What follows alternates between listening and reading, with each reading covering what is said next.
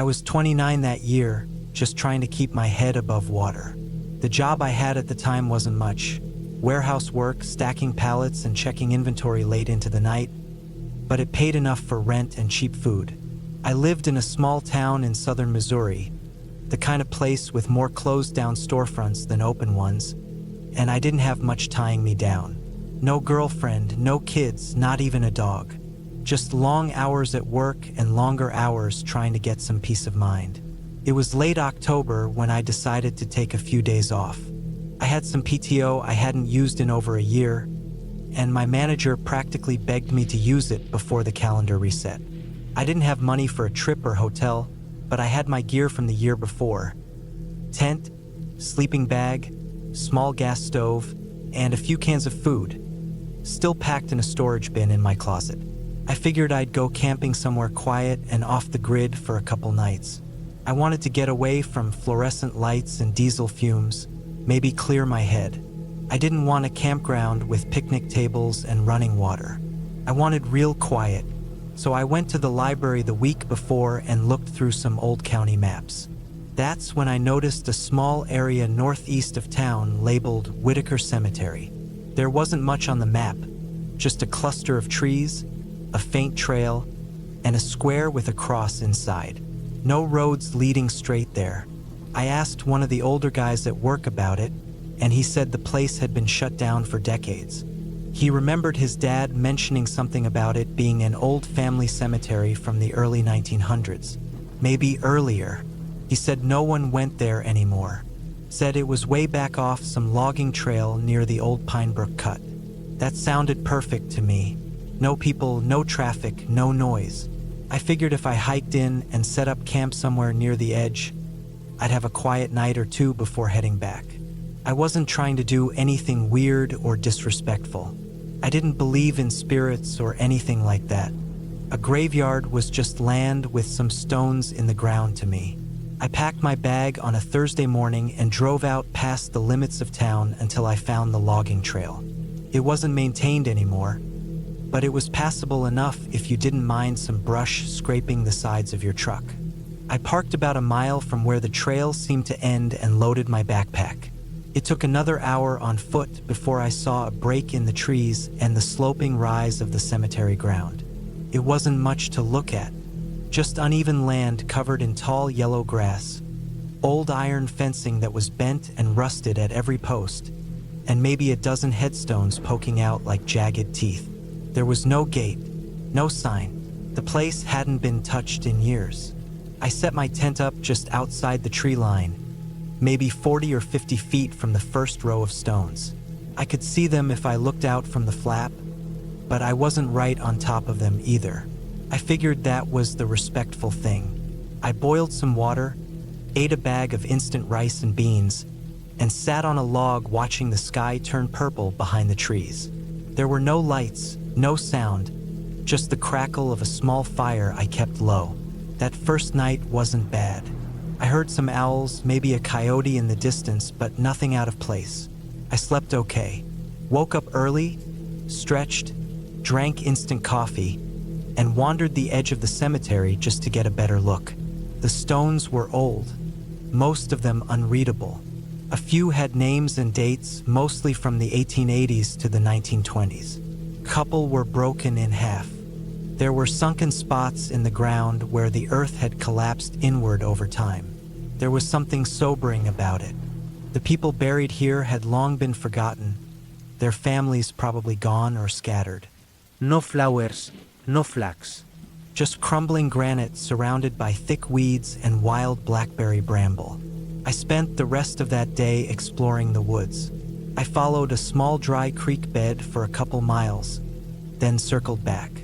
I didn't bring my phone, wanted to unplug completely, so I used a compass and mental notes to navigate. I got back to camp by late afternoon and cooked again. I felt peaceful for the first time in a long while. That night, things started to shift. Around 2 or 3 in the morning, I woke up cold. I'd zipped the sleeping bag up tight before bed, so that surprised me. The temperature had dropped hard, colder than the forecast suggested. I could see my breath. The inside of the tent was quiet, No wind, no rustling. I figured it was just a cold snap and tried to go back to sleep. Then I heard the crunching sound. It was faint but clear, like someone stepping on dry leaves or brittle grass. At first, I thought it was an animal, a raccoon maybe, but it kept going, slow and deliberate. One step, pause. Another step, pause. I didn't move, just listened. The steps came closer. Then they stopped. I held my breath. I could hear my heartbeat in my ears. I didn't have a weapon, just a small camping hatchet I'd left by the fire ring. If it was a person out here, that didn't make sense. No one hikes into an abandoned cemetery in the middle of the night with no lights. After a few minutes, I unzipped the tent just a crack and looked out. Nothing. The trees were still. No movement. The fire was just smoldering coals.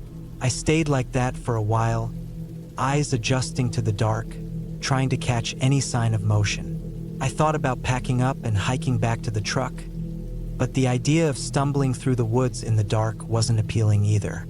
Eventually, I zipped the tent shut and sat there with my knees up, trying to convince myself it was nothing. Probably an animal, maybe a deer that got spooked. I didn't sleep much after that. The next morning was quiet, too quiet. No birds, no wind, just cold and still. I made coffee and tried to shake it off. I walked a wide circle around the camp, looking for prints. I didn't see any. The ground was hard and dry, though. Would have been easy to miss something.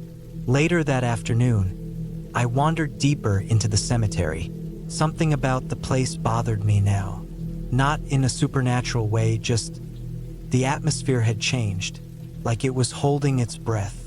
I found a part of the graveyard I hadn't noticed before. Past the main clearing, through a line of half-dead trees, there was a smaller section surrounded by low stones, almost like a family plot. The grass was thicker there, and the headstones smaller. Children, maybe. In the far corner, half covered by ivy, I found what looked like the remains of a small building. Stone foundation, some rotting timbers, probably an old caretaker's shed or tool shack. I sat on one of the stones and tried to calm my nerves. I told myself I was being dramatic. It was just the isolation getting to me.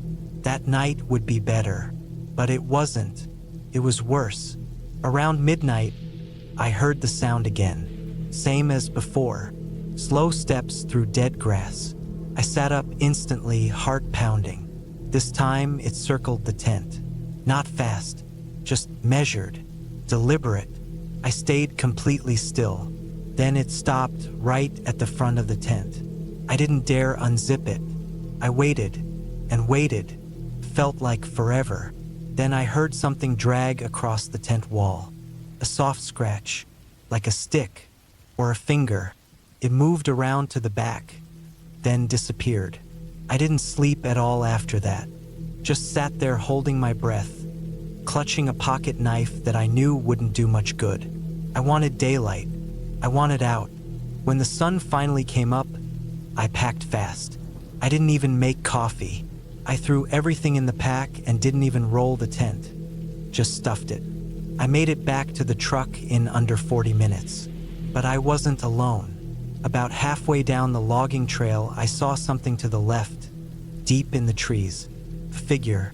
I didn't stop to look closely, just saw the outline. Tall, still, watching. I drove out of there without stopping. Didn't breathe right until I hit pavement. That night, back in my apartment, I took a hot shower and sat on the couch with the lights on. I didn't feel better. I felt watched. I told myself it was a poacher or some crazy hermit, maybe even another camper who stumbled in and thought I was trespassing. But none of that really added up. I didn't go back to work right away. I called in sick for a few days and didn't leave the apartment.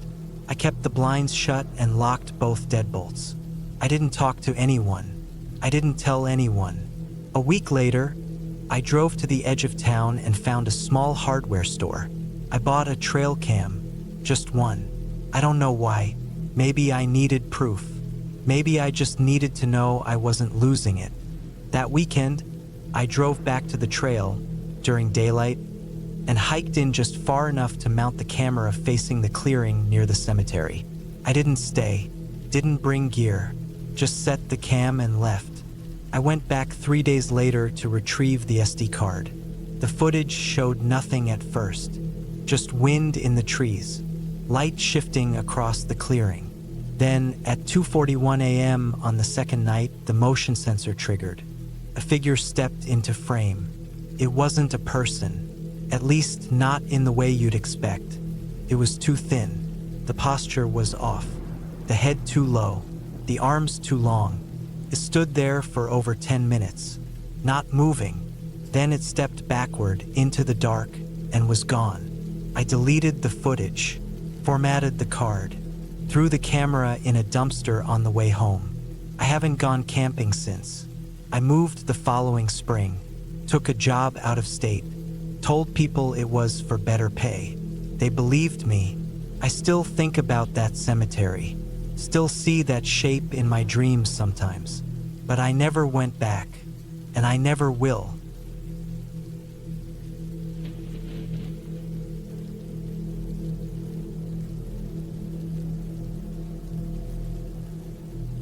It was 2022, early October, and the cold rains had just started returning to the Pacific Northwest. I was 37, living in Vancouver, Washington, working from home in IT support. After months stuck indoors staring at a screen, I needed a break from all of it. My apartment, the noise, the slow churn of working from home that never really let you relax. I decided to head out for a weekend alone into Gifford-Pinchot National Forest, not too far from Mount Adams. I'd been up there a few times when I was younger, but not for several years. This time I wanted complete solitude, no campgrounds, no other hikers, just quiet. I picked an old, barely used trail a friend told me about years ago called the Switchback Loop. It was technically still maintained, but barely. The ranger's office said the trail was clear but muddy and warned about early fall weather. That was fine with me. I packed a weatherproof tent, a tarp, cold weather sleeping bag, stove, dry food, my old Browning knife, and a revolver I kept mostly for peace of mind when camping alone. I drove out early Friday morning, reaching the trailhead around noon. It was already gray and cold. I parked just off a gravel forest road, locked my truck, hoisted my pack, and started hiking in. The trail cut deep into the forest, winding down into a valley, then gradually climbing back up. It had probably been a logging road once, long before it became a trail. The forest was thick, dense fir and pine, ferns climbing up mossy boulders, everything wet.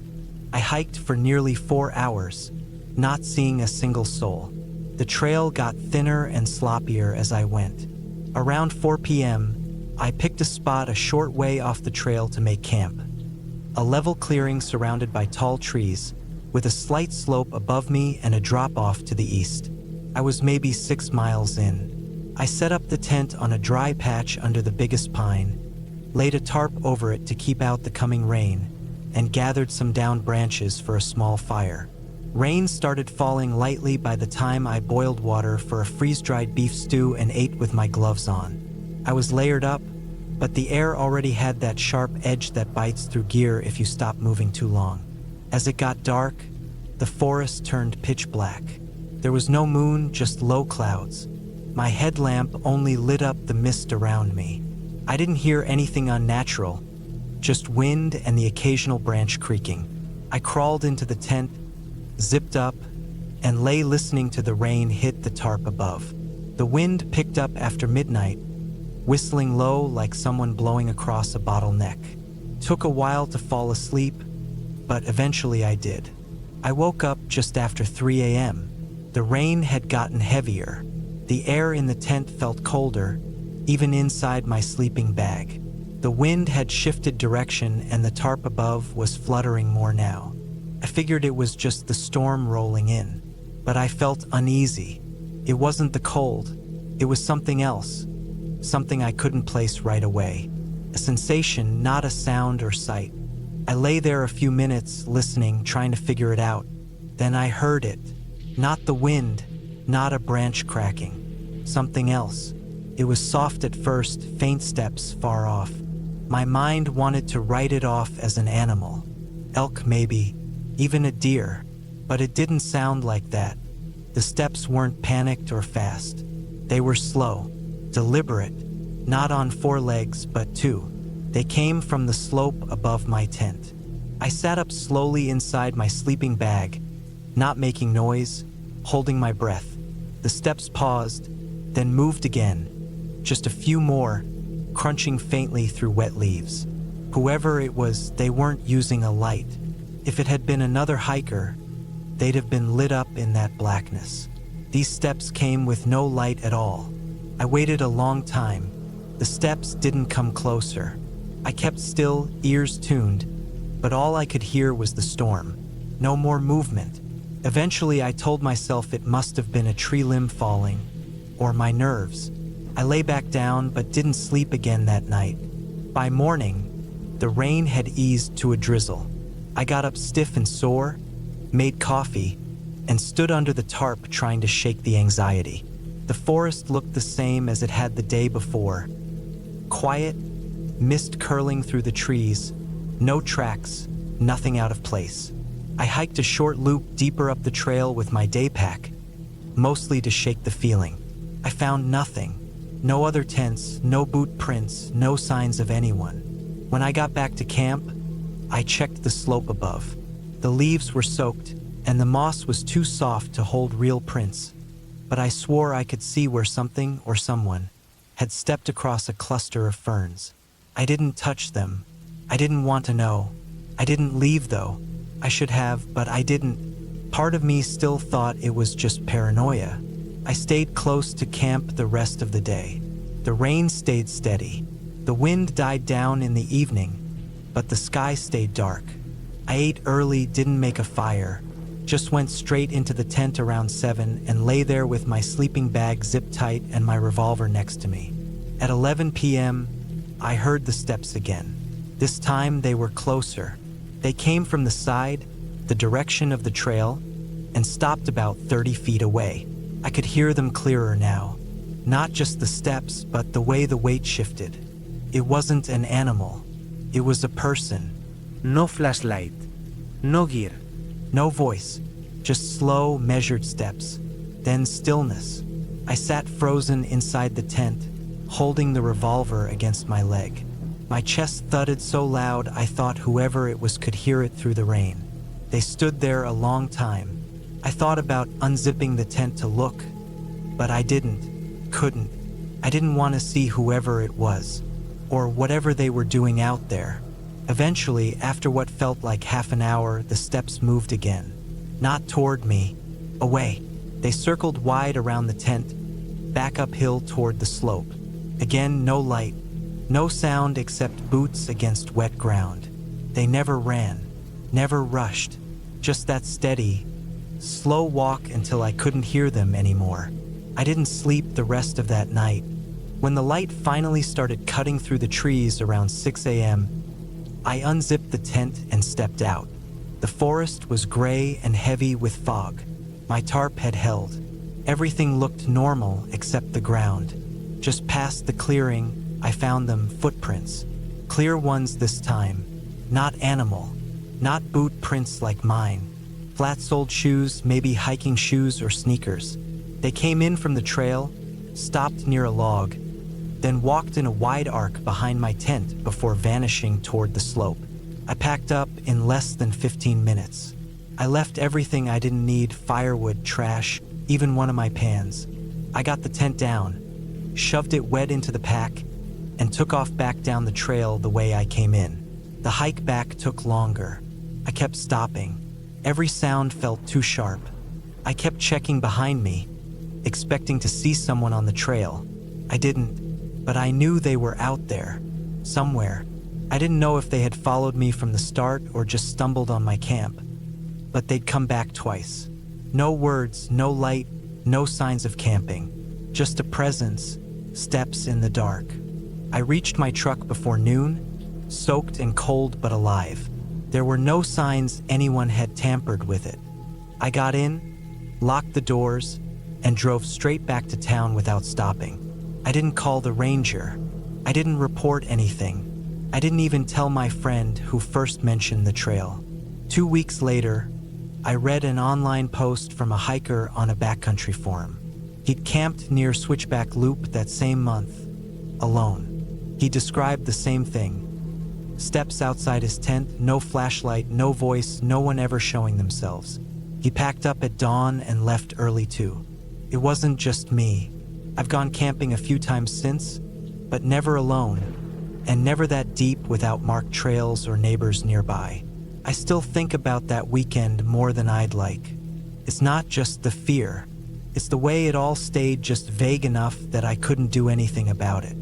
No confrontation, no words, just quiet steps in the dark, circling my tent, as if they knew I wouldn't come out, as if they'd done it before, and maybe they had.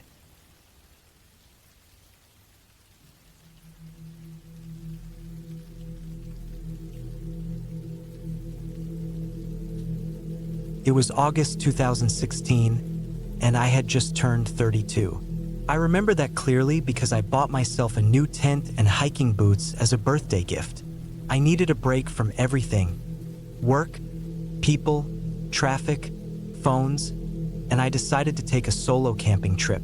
I lived in Lexington, Kentucky, but I wanted to go somewhere more remote, somewhere less developed and far from campgrounds with trailers and kids riding bikes around.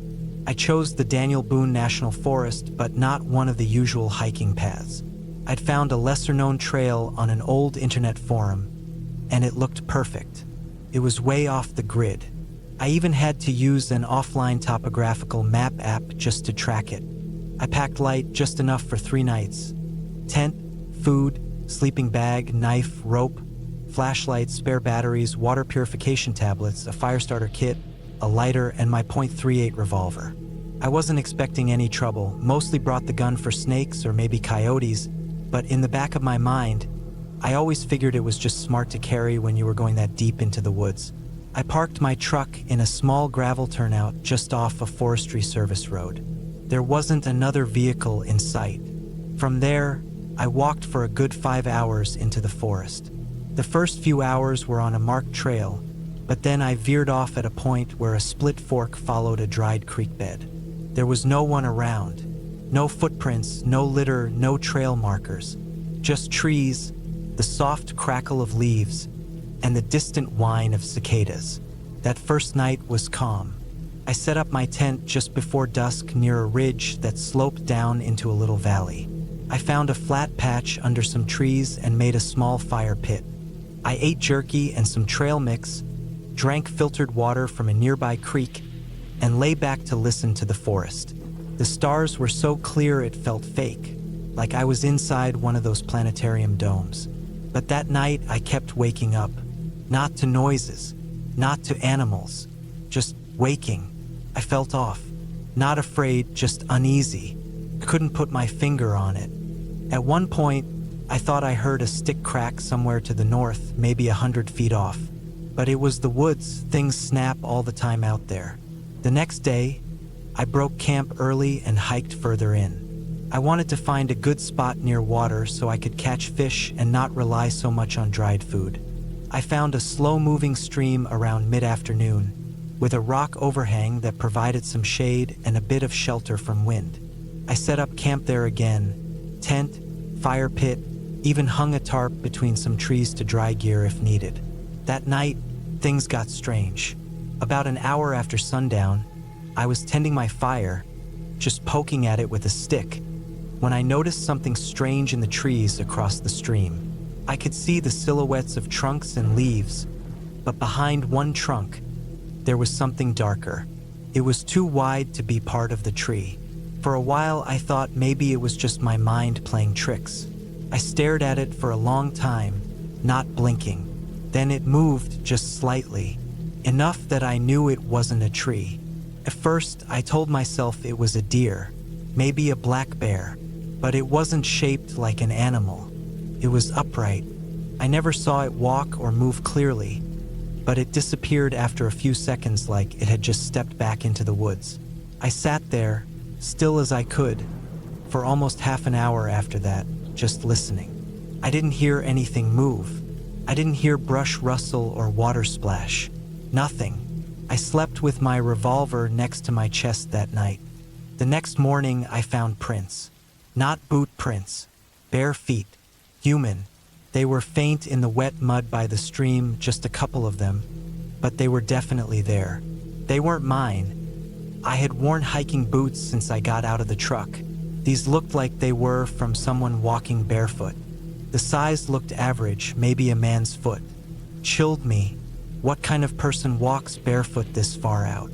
I should have packed up then and headed out. But part of me was stubborn. I had planned for 3 nights, and this was only the second. I moved my camp a bit upstream, hoping that would be enough to put distance between me and whoever that was. That day, I didn't go far.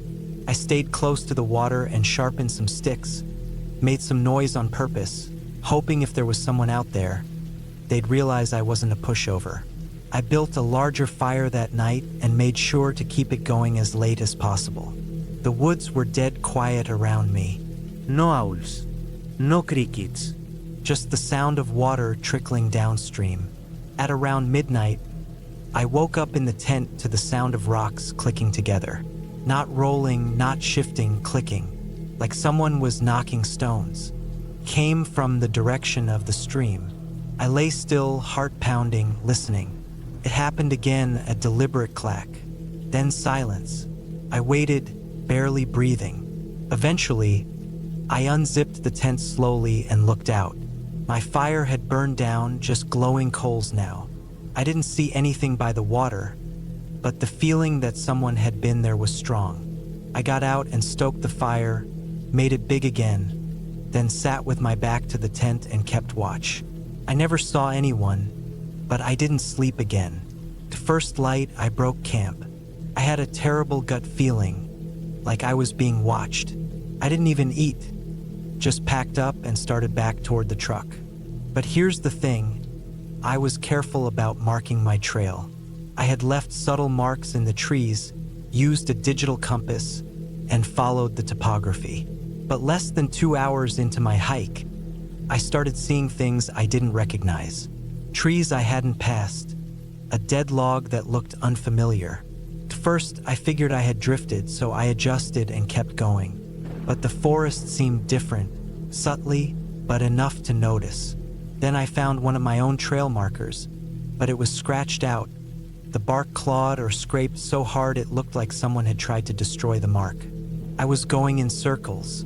The panic crept in after that. I sat on a log, pulled out the map, rechecked my GPS app, tried to calm down. I thought maybe I had just panicked and misread my bearings. I chose a new direction and committed to it. I hiked another 3 hours in a straight line, uphill mostly, thinking I'd eventually hit a road or something recognizable. But instead, I found something else. It was a pile of bones. Animal bones, definitely, but they were arranged, not scattered. Arranged in a sort of crude circle, like ribs, spines, jaws, set out like some kind of display. I didn't linger to analyze it. I kept going. Eventually, around mid-afternoon, I stumbled onto what looked like a very old hunting blind, half collapsed, with a rusted metal chair inside. There were spent shell casings on the ground, long bleached from the sun. I knew then that I wasn't totally lost.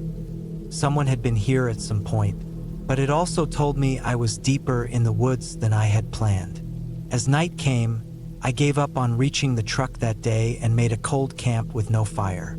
I ate quietly and barely slept. Every time I closed my eyes, I felt like I'd hear movement. Small crunches, twigs snapping, a distant breath. I gripped the revolver and didn't let go. The 4th day, I finally caught a break. I climbed a hill that opened up to a partial overlook. In the distance, I saw a utility line running through the trees. I knew if I could follow it, it'd eventually lead me to a road. I headed straight toward it. That line saved me. After following it for hours, Dehydrated and shaking, I came out to a gravel road.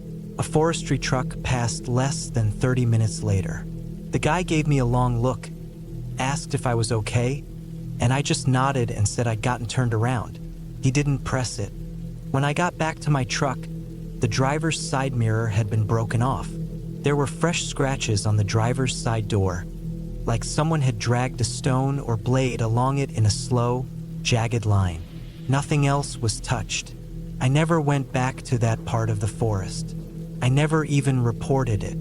I still camp, but not alone, and not without telling someone where I'm going. Looking back, I think the scariest part wasn't that someone was out there. It's that they never tried to talk, never asked for food, never confronted me. They just watched, walked barefoot, knew the forest better than I did, and followed me long enough to know where my truck was, what I'd marked, how to erase my way out. They weren't lost. They were home, and I was trespassing.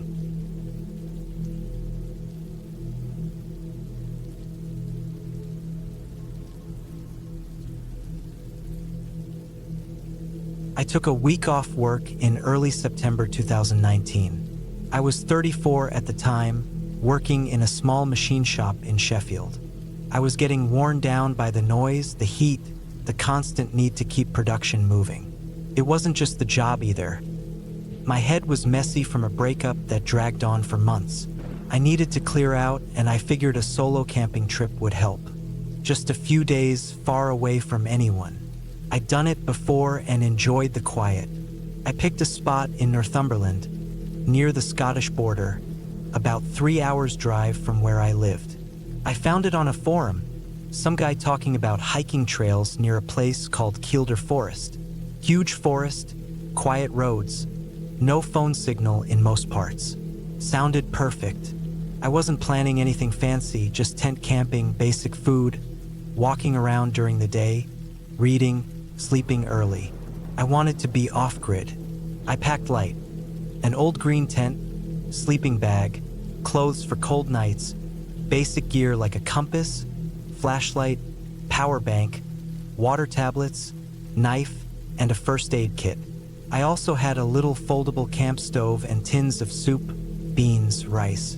Enough for 4 days. I filled up at a petrol station just past Hexham, turned off the main road, and drove into the forest. No reception from that point on. The first night was calm. I found a flat clearing about 15 minutes off a gravel road. The trees opened up just enough for light to come through. A stream ran nearby, and the ground was soft but dry. I pitched the tent, gathered some dry twigs for a small fire, and cooked up a tin of stew on the stove. Felt right. I didn't hear a single car or voice for hours. The only sound was the wind in the trees and water trickling from the stream. When it got dark, I read a few pages from a paperback, then went to sleep. The second day, I followed a trail that led deeper into the forest. It wasn't an official trail, just a worn-down path someone else had walked before. The kind you see but can't find on a map. I liked that. Felt like a place no one went anymore. After a couple of hours, I turned back, made some coffee near the tent, and sat watching the light through the leaves. Late that afternoon, I noticed something that felt off. It was just a sound at first, branches snapping, deeper in the trees, heavier than a deer. I stood still and waited, thinking it might be a boar or a big dog, but nothing came out. It stopped. I brushed it off. The forest has animals. You can't expect silence all the time. That night, though, I didn't sleep well. I kept waking up to the sound of something outside. It wasn't constant. It would happen, stop, then happen again a few minutes later. Slow, quiet movement. I thought maybe a fox or badger was sniffing around the food, even though I kept it sealed and away from the tent. In the morning, I found a few small footprints near the edge of the clearing. They weren't boot prints, just impressions in the soft dirt, maybe from bare feet. Could have been kids, I told myself. But I hadn't seen a single person in 2 days, not even a hiker in the distance. And what kid walks around barefoot in the forest? I almost packed up right then. Something about those prints made me feel exposed. But I didn't. I told myself I was being stupid. I checked my gear, made sure everything was in place, and took a short hike to a small ridge with a good view. I sat up there for hours trying to calm myself. When I got back to camp, nothing had changed, and I felt silly for getting worked up. But that third night, things changed for real. I didn't light a fire that night. Something in my gut told me not to. I sat inside the tent with the flap half open, looking out into the dark. I tried reading again but couldn't focus. Every now and then, I heard movement again, twigs breaking, leaves crunching. Not like an animal scurrying. Slower, deliberate. I turned off my headlamp and listened hard. Felt like someone was walking around the tent. Not close, maybe 30 or 40 feet out, keeping just far enough to be unseen. I gripped my knife and sat still for a long time. Then I heard breathing. Not mine, not the wind. Real breathing. Slow, shaky, like someone standing just beyond the trees, trying not to make a sound. I didn't move. I didn't speak. I stayed crouched in the corner of the tent, barely breathing myself. After a while, the sound faded, and the forest was still again. I stayed up the rest of the night, knife in hand, heart pounding. When the sun came up, I got out and checked the area. I found more prints, clearer this time. Bare feet, longer strides than the ones before. Whoever it was had walked in a half circle around my tent.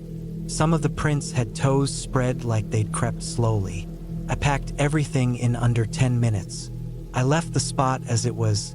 Didn't eat, didn't stop to fill water. I just walked fast toward where I thought the gravel road was. I didn't want to panic, but my brain was racing.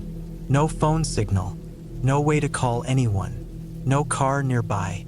I knew the forest was too big for anyone to hear me even if I screamed. After maybe 2 hours, I reached the road. I walked along it for another 30 minutes before finally reaching the levee where I'd parked my car. The relief I felt unlocking the door and sitting inside was like nothing I'd ever felt before. But before I started the engine, I noticed something. The back window had a smear on it, like a handprint dragged downward. Greasy, wide fingers. I stared at it, frozen. The car had been locked. The keys were in my pocket. Whoever it was, they had touched the car. I drove back in silence. Didn't turn on music. Didn't stop except once for petrol. When I got home, I took everything out of the car, cleaned it top to bottom, and threw out the tent. I didn't want to look at it ever again. I told a mate about it weeks later, just to get it off my chest. He said maybe it was just a hermit or someone living off-grid, someone who saw me as the intruder. Maybe, but I don't buy it. The way they moved, the way they didn't show themselves, the handprint on the window, that wasn't just someone passing through. That was someone watching, someone who didn't want to be seen. I haven't gone camping alone since. I still hike, but I stick to marked trails, places with other people around. I learned that the quiet can hide things, and sometimes when you go looking for peace, you find something else instead.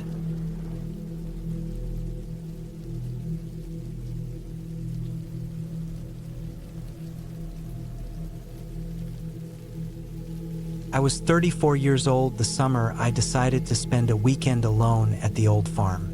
It was late July 2018. I'd been dealing with a divorce that left me feeling drained in ways I hadn't anticipated. The paperwork was done, the house had been sold, and everything was divided up and boxed away. I needed some time to think, not in the self-help book kind of way, more like I needed to just stop hearing the buzz of traffic, emails, or other people talking. Silence had started to sound like a privilege. I was tired, not sleepy tired, just tired of people. The farm was in northern Missouri, around 30 miles outside Kirksville. My Uncle Jim used to own it. He passed away in 2011, and since then, the property had sat untouched. It was too remote and too old to be worth much, so it never got sold. Most of the fields were overgrown now, but the house, barn, and a couple of silos still stood. I packed my truck with some basic camping gear: a tent, food, my old hiking boots, a hatchet, and a rifle. I wasn't expecting trouble, but out in those parts, you didn't go wandering without something to deal with: snakes, coyotes, or worse, people who didn't like visitors. I got to the property just after noon on a Friday. The gravel road that led to the gate was full of deep ruts, and the weeds on either side brushed against my mirrors. I stopped at the gate, unlatched the chain, and drove through. The moment I stepped out of the truck, I noticed how quiet it was. No cars. No voices. Not even wind. Just a hard, dry silence and the hum of insects. The house was leaning slightly. I didn't go inside. I knew raccoons and maybe worse had probably made a home in there. I pitched my tent in the clearing behind the barn, close to a dry creek bed. The trees offered some shade, and it was far enough from the house that I didn't have to see its crooked windows every time I looked up. I unpacked and set up camp: tent, chair, cooler, small fire pit. After that, I grabbed my water jug and walked the property for an hour or two. The fields were thick with waist-high grass and thorny bushes. A few rusted pieces of old farm equipment still stuck out of the ground: an old plow, a seed spreader, some iron piping. The silos were still standing, tall and silver with faded paint and vines creeping up their sides. The main barn was the only real structure still intact. I peeked inside and saw old hay bales, broken ladders, and nests in the rafters. I didn't linger. That first night passed quietly. I built a small fire, cooked a bit of meat over it, and drank a couple beers while watching the sky fade to black. I was thinking about how long it had been since I'd done something like this. Just sat in the dark and let the night come. No phone, no people, just the chirps and rustles of whatever lived out there. I slept with the tent flap open, letting the warm air drift in. Felt good. Until the second night. Saturday started like the day before. Hot, dry, a little boring. I did some reading, walked the edge of the tree line, and explored the old barn again. This time I noticed something I hadn't seen before. Behind the barn, maybe 40 feet back, was an old structure I'd completely missed. It was smaller than the barn, more like a shed or an animal enclosure. The weeds were so tall around it that it looked like part of the land. It was mostly hidden behind one of the silos and a broken fence. I walked over and saw that it was built low to the ground, almost like a cellar. The wood was gray and weather-worn. A heavy padlock dangled from the latch, but it had long since rusted open. I bent down and pushed the door open. The hinges groaned like something waking up from sleep. Inside was dark. No windows, just a dirt floor and the smell of rot. I didn't go in. Not fully. I just looked around from the doorway. The structure went about 15 feet back, with low shelves on the walls and piles of something I couldn't identify in the far corner. I got a strange feeling in my chest, like pressure. I told myself it was the heat, but I backed out and let the door close without going any farther. That evening, I sat by the fire again. The sunset bled red through the trees, and the sky turned a sickly orange. The bugs were louder that night, like they were warning something. I didn't like how the barn looked in the dark, how the open mouth of the door seemed to stretch wider the longer I looked at it. Around 11 p.m., I crawled into the tent, zipped the flap shut, and lay back with my boots still on. I wasn't as calm as the night before. I kept hearing little things. Twigs cracking, dry grass moving, short, irregular sounds. Animal stuff, probably. I told myself I'd just gotten spooked by that little building out back. I finally drifted off sometime after midnight. I don't know how long I was out, but I woke up suddenly. Not because of a noise, but because of the silence. Everything had gone still. No bugs. No breeze. Just dead quiet. That kind of silence has weight. presses on you like something is holding its breath nearby. I sat up and unzipped the tent flap a couple inches. The fire had burned down to coals, giving off a soft red glow. I scanned the clearing. Nothing moved, but something didn't feel right. I was about to lay back down when I saw something in the direction of the barn. A shape, not big, not small, just there, standing at the edge of the barn's open doorway. I stared at it for a long time, eyes watering in the dark. It didn't move, neither did I. Eventually I blinked, and when I looked again, it was gone. I stayed awake the rest of the night, rifle across my lap, just listening. Morning couldn't come fast enough. When the sun finally came up, I walked over to the barn. There were no footprints, just dust and dry straw. Still, I couldn't shake the feeling that someone had been there. That day, I didn't explore. I didn't eat much either. I stayed close to the tent, always with the rifle within arm's reach. I even walked to the truck to make sure it would still start. I didn't pack up though. I don't know why. Maybe I felt stupid for being afraid of a shadow. That night, I didn't build a fire. I wanted to stay hidden. I cooked quietly on my small camp stove and waited for dark. But something in me had changed. The stillness no longer felt peaceful, felt watchful.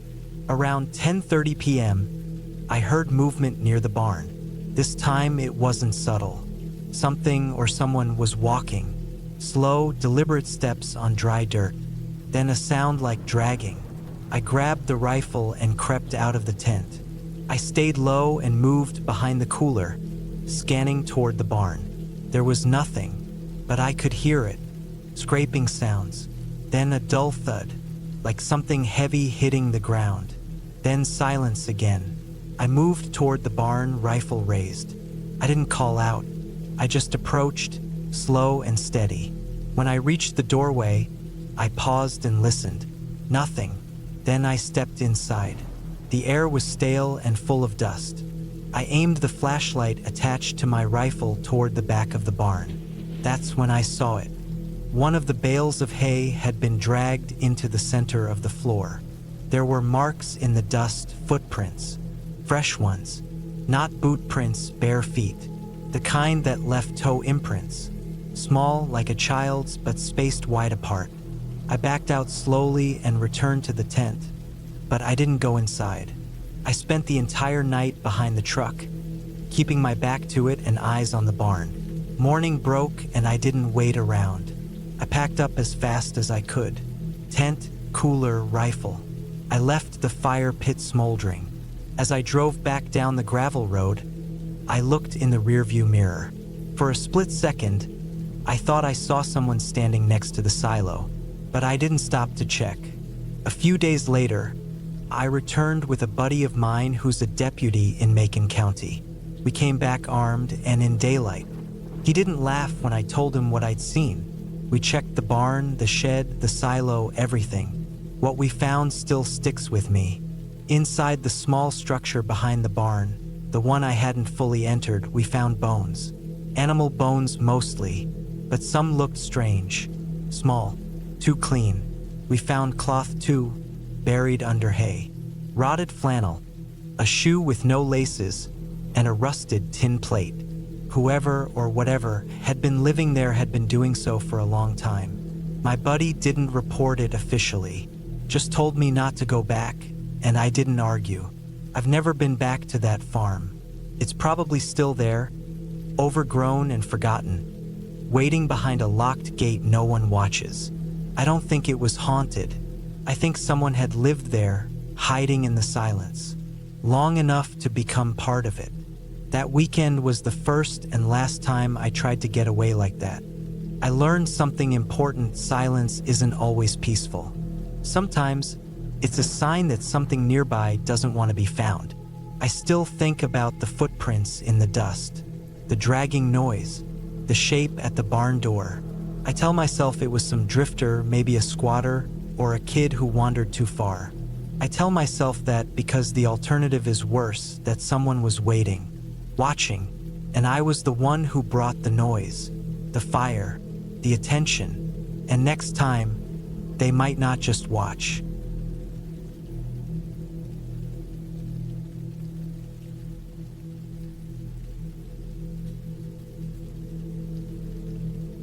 It was October of 2016, and I had just turned 33. I'd been feeling burnt out from my job as a mechanic in a small garage near Portsmouth, in southern England. I'd done nothing but work, sleep, and repeat. After my dad passed the year before, I hadn't really taken a proper break. That fall, I finally decided to take a few days off and go camping. Not with friends, not with family, just me. I figured it would be a good way to clear my head and get some quiet.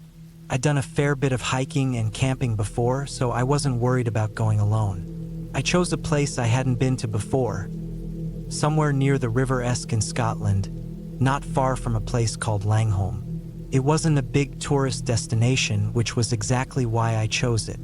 I'd found an old trail online, mentioned on a bushcraft forum. It led a few miles along the river and into some lightly wooded hills. The guy who posted about it said he'd camped there twice, and both times he'd seen no one for days. That sounded perfect to me. I packed light but smart. A solid sleeping bag, my one-man tent, a gas stove, a torch, food and water for 4 days, and my old hunting knife. More for cooking and camp chores than anything else. I had a paper map too, because I didn't plan to rely on my phone once I was out of town. I'd leave the car in a small gravel lay-by I found on satellite images and walk in about 3 miles to a bend in the river. The drive took me the better part of the day. The last stretch was a narrow single-track road, barely used anymore, lined with mossy stone walls and low brush. I parked, locked up, and started walking around 3 in the afternoon. The air was cool and smelled like damp leaves. I remember thinking how nice it was to be away from everything. No engines, no phones ringing, just the crunch of my boots and the sound of the river. Took me just over an hour to get to the spot I'd marked on the map. A little rise above the riverbank, dry and flat, with a view of the water through the trees. I set up my tent and got a small fire going to boil water for tea. As the light faded, I sat with my back against a log, sipping from my metal cup and watching the steam rise. The quiet felt like a blanket. It was exactly what I needed. The first night passed without issue. I slept deeply. In the morning, I stretched, had a quick breakfast, and decided to follow the river upstream. I brought a small day pack with water, a snack, and the knife. It was more of a walk than a hike, mostly flat with patches of wet grass and tangled roots. I passed a few deer trails and some old fence posts that were long since broken and rotting. Around midday, I came across something odd. About 30 meters from the riverbank, just past a thicket of hawthorn, there was a very old, low stone wall. Most of it had collapsed, but there was one section still standing, maybe 2 meters high, 5 meters wide. Behind it were the remains of a structure, maybe a crofter's cottage from long ago. Just a few stone outlines left on the ground. I took a few steps inside the ruins, curious.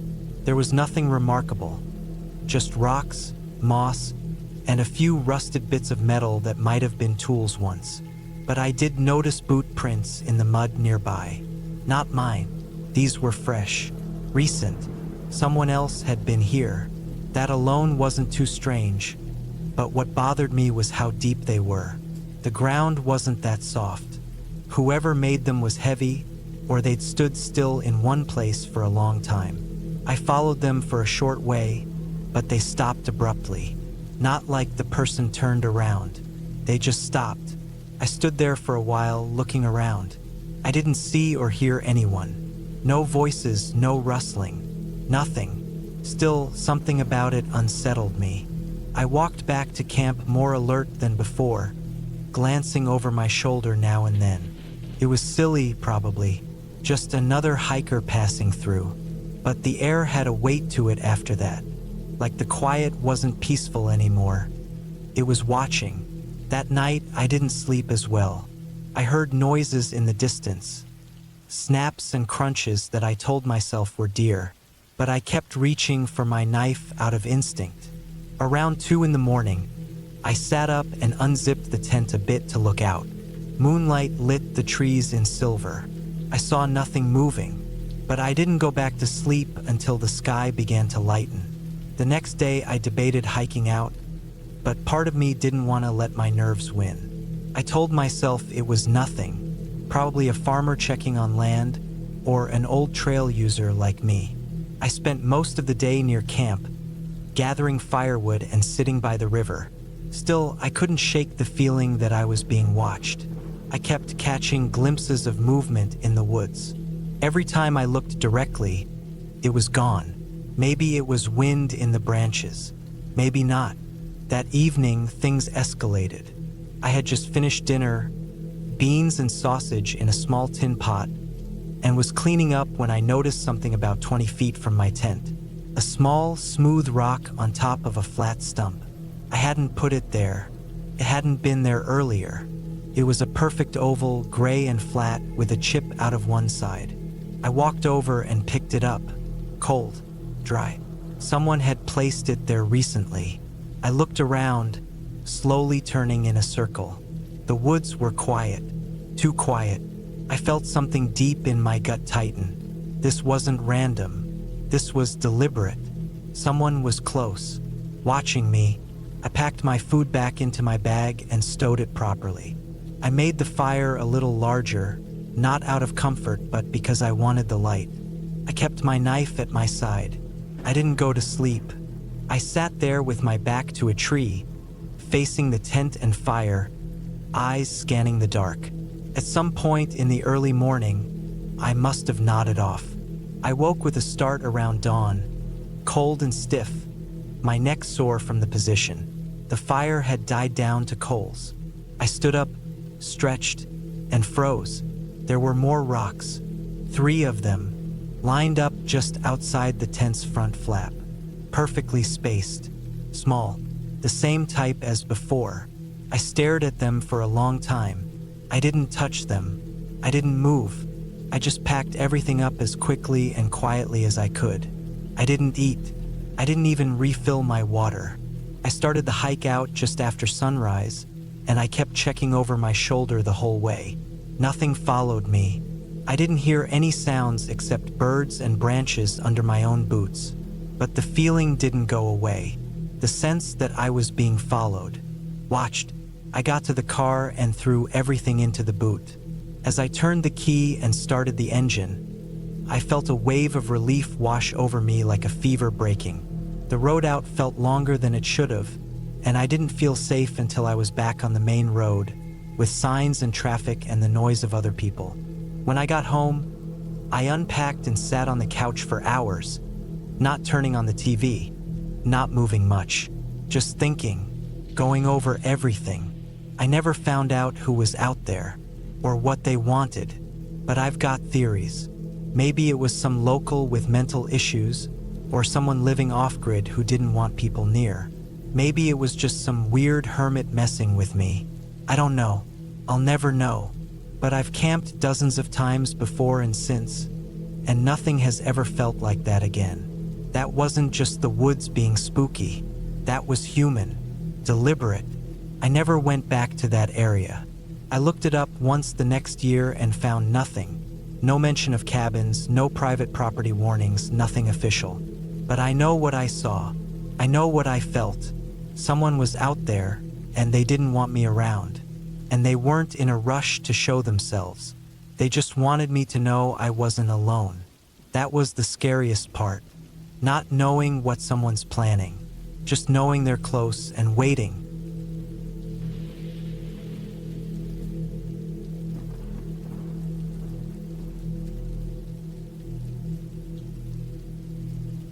It was in the summer of 2013. I had just turned 31 and wanted to take a break from work. I was doing freelance carpentry at the time, mostly small jobs, decks, fences, a few attic conversions. It was the kind of work that kept my hands busy but let my mind rest, and it paid just enough for me to afford a small trip every year.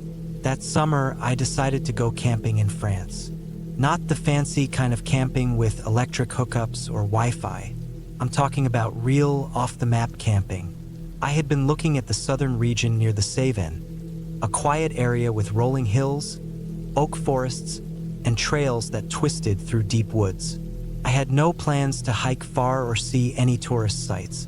I just wanted silence, a break from the hammering and drilling and talking. I flew into Marseille, rented a car, and drove inland. The weather was good, warm but not baking, clear skies, and the occasional cool breeze that drifted through the car windows.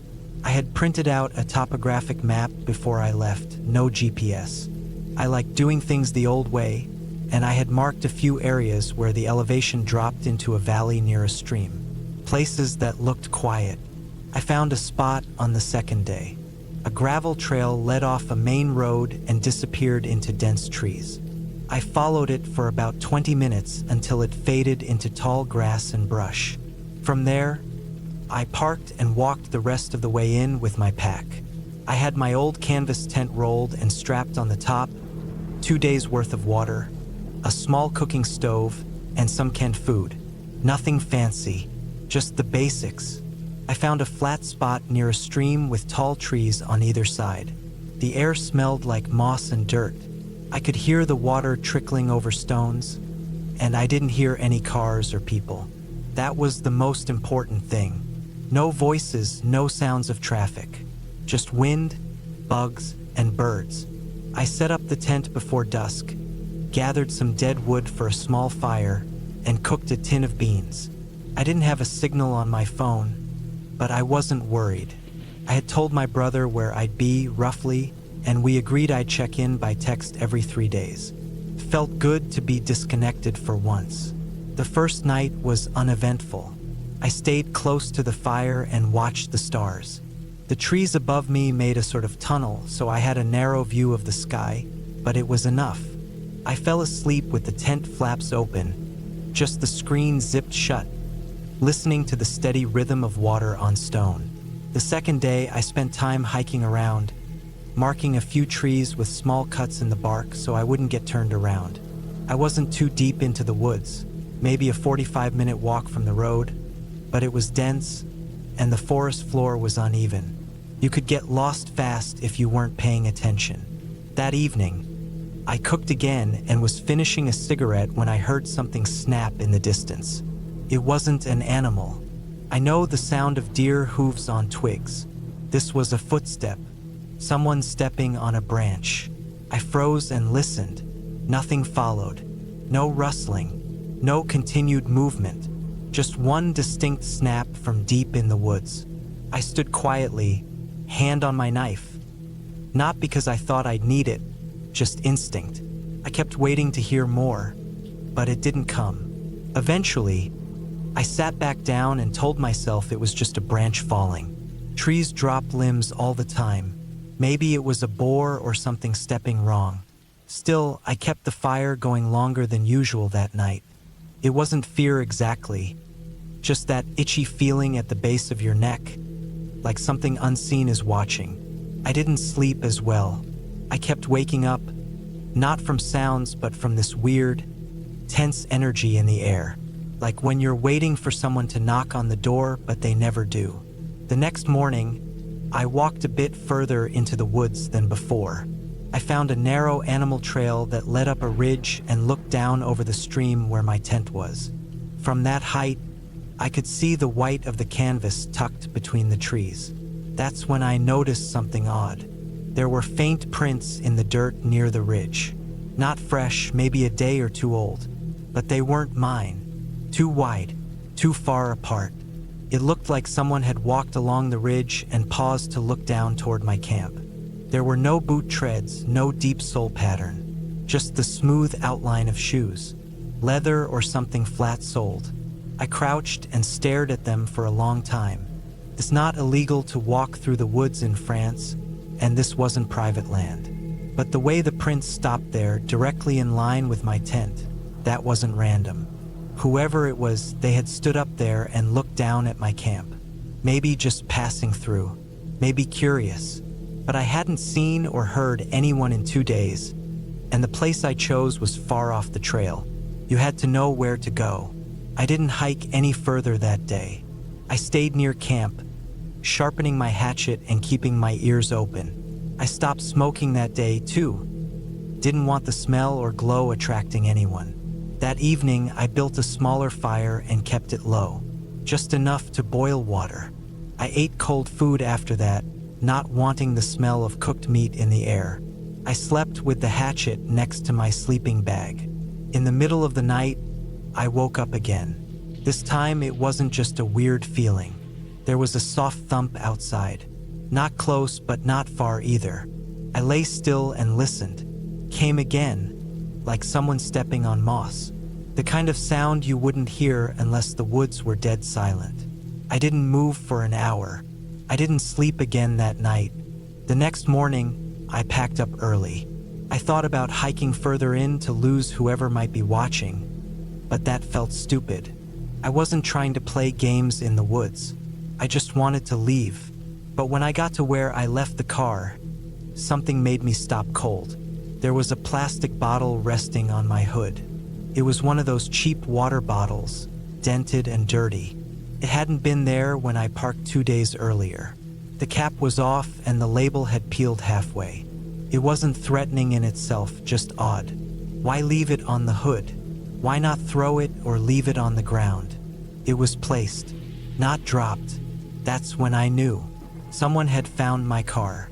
Someone had followed me in. I looked around the clearing. Nothing moved.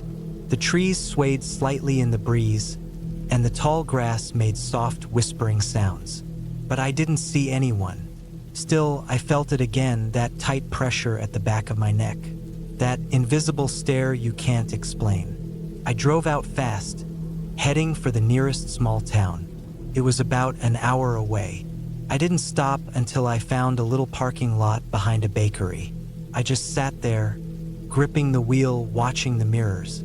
I stayed in a cheap motel that night. Tiny room, hard bed, no air conditioning, but it was heaven. For walls, a lock, a ceiling.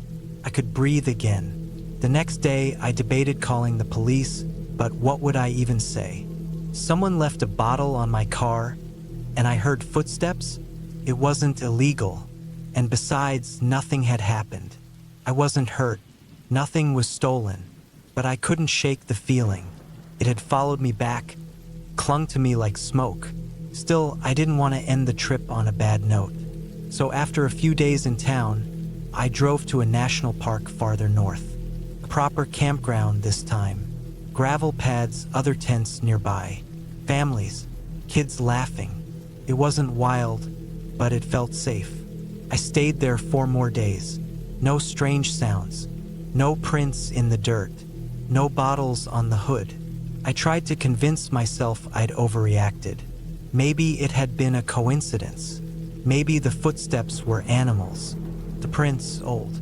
The bottle from someone lost in the woods. That worked mostly until the last night. I was sitting at a picnic table near my tent, writing in a notebook, when a guy walked by on the gravel road. Tall, thin, long arms. He wore a green canvas jacket and dark pants. He didn't have a backpack or any gear, just walked slowly past, looking at each campsite in turn. He didn't stop, didn't talk, just looked. His eyes passed over mine for a second. Flat and empty. I didn't move. He kept walking, disappearing around the bend. I waited a long time. Then I packed everything and slept in the car. The next morning, I left France. I haven't camped since. Even now, years later, I think about that man in the woods. The one who stood on the ridge. The one who followed me to the car. I don't know if it was the same man I saw in the campground or if I was just paranoid by then. I'll never know. But I learned something on that trip.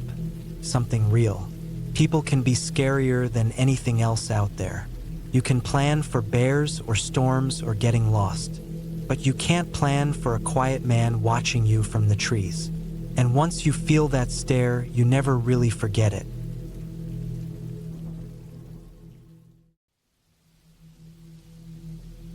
My name's Mark. I'm 42 now, but this happened back in 2013 when I was 31. I lived in Colorado at the time, just outside of Fort Collins. I'd been divorced for about a year, had no kids, and had just moved into a small place of my own. Work was slow. I was a freelance mechanic, so I took odd jobs here and there, mostly people bringing me stuff they didn't want to pay a dealership to fix. I had always liked camping, not the kind with campsites and neighbors and kids on bikes.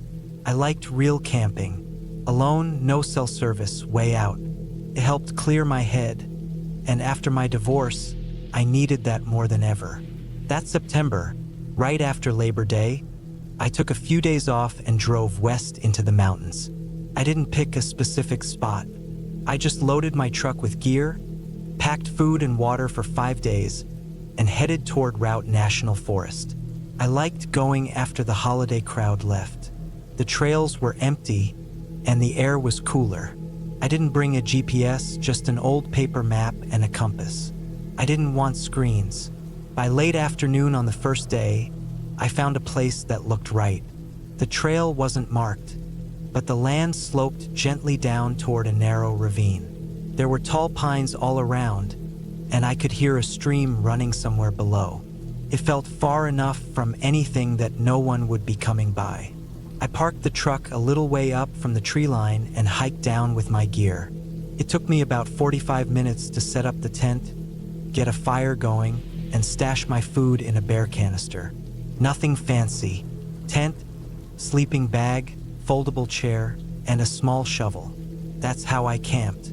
The first night was quiet. I remember that clearly. It got cold after dark, colder than I expected, but I had good gear.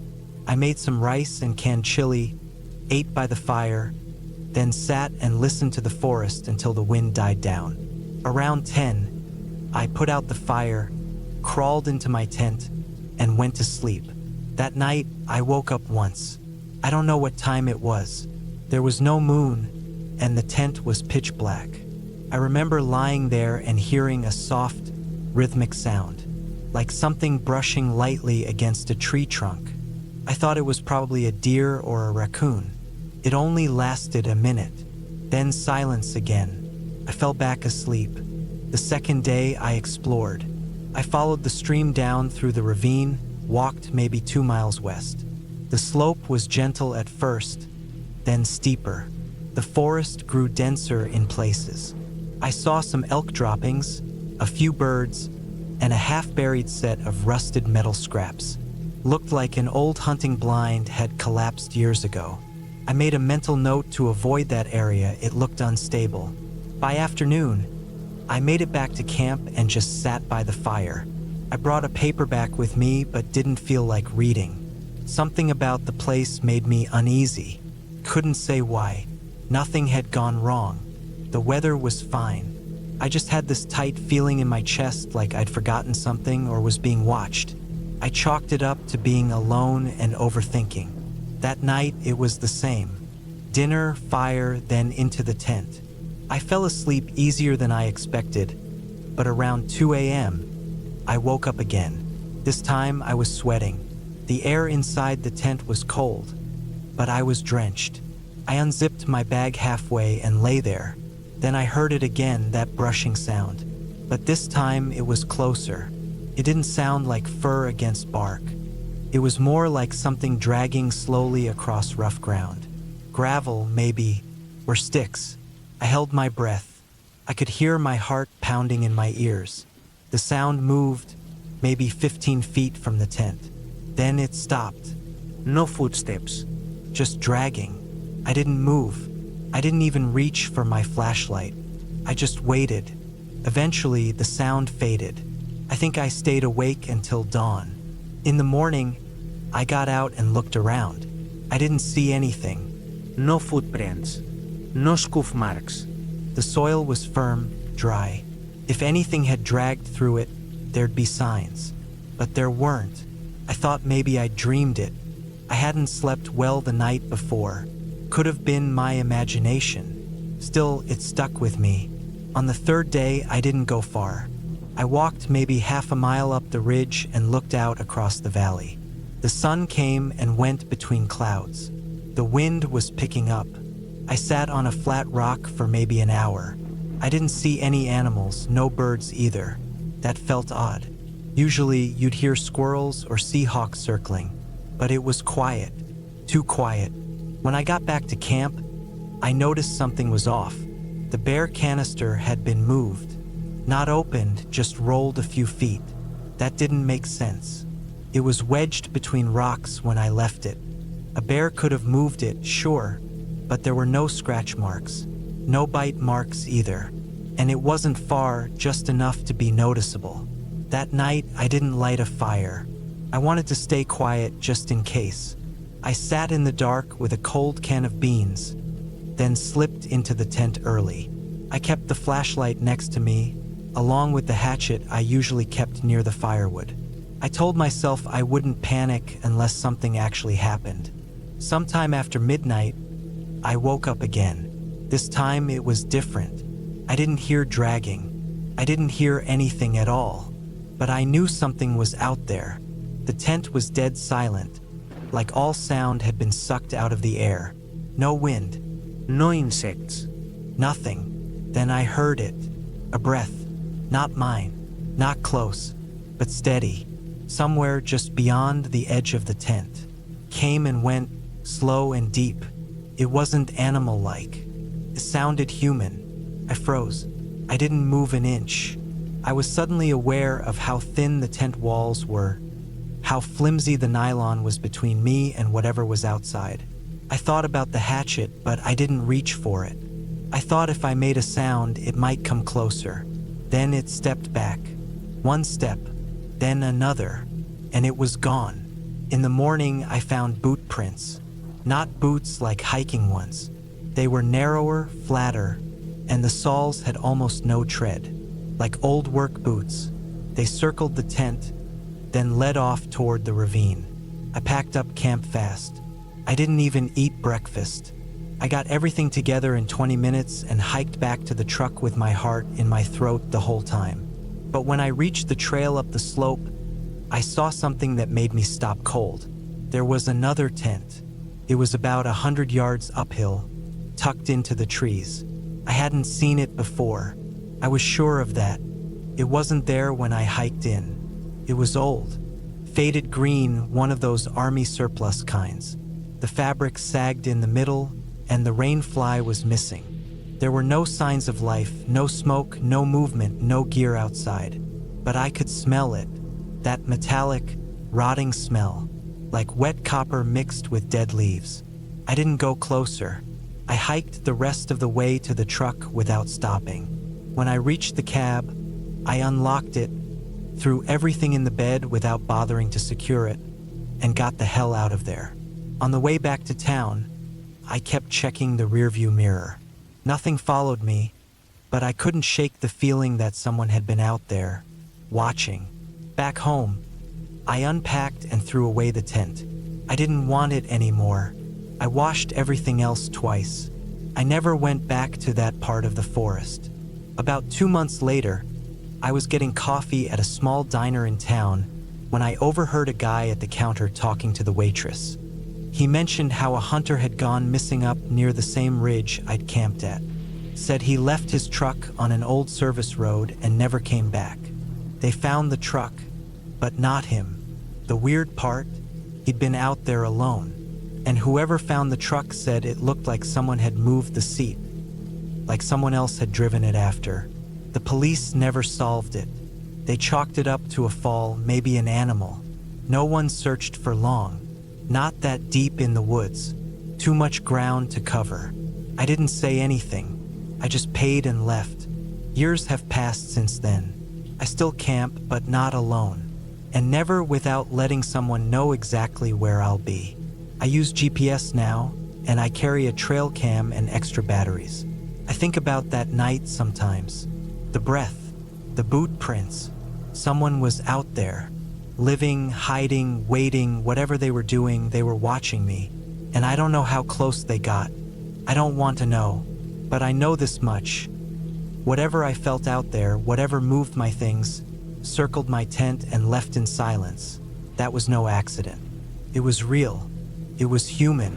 and that's scarier than anything else.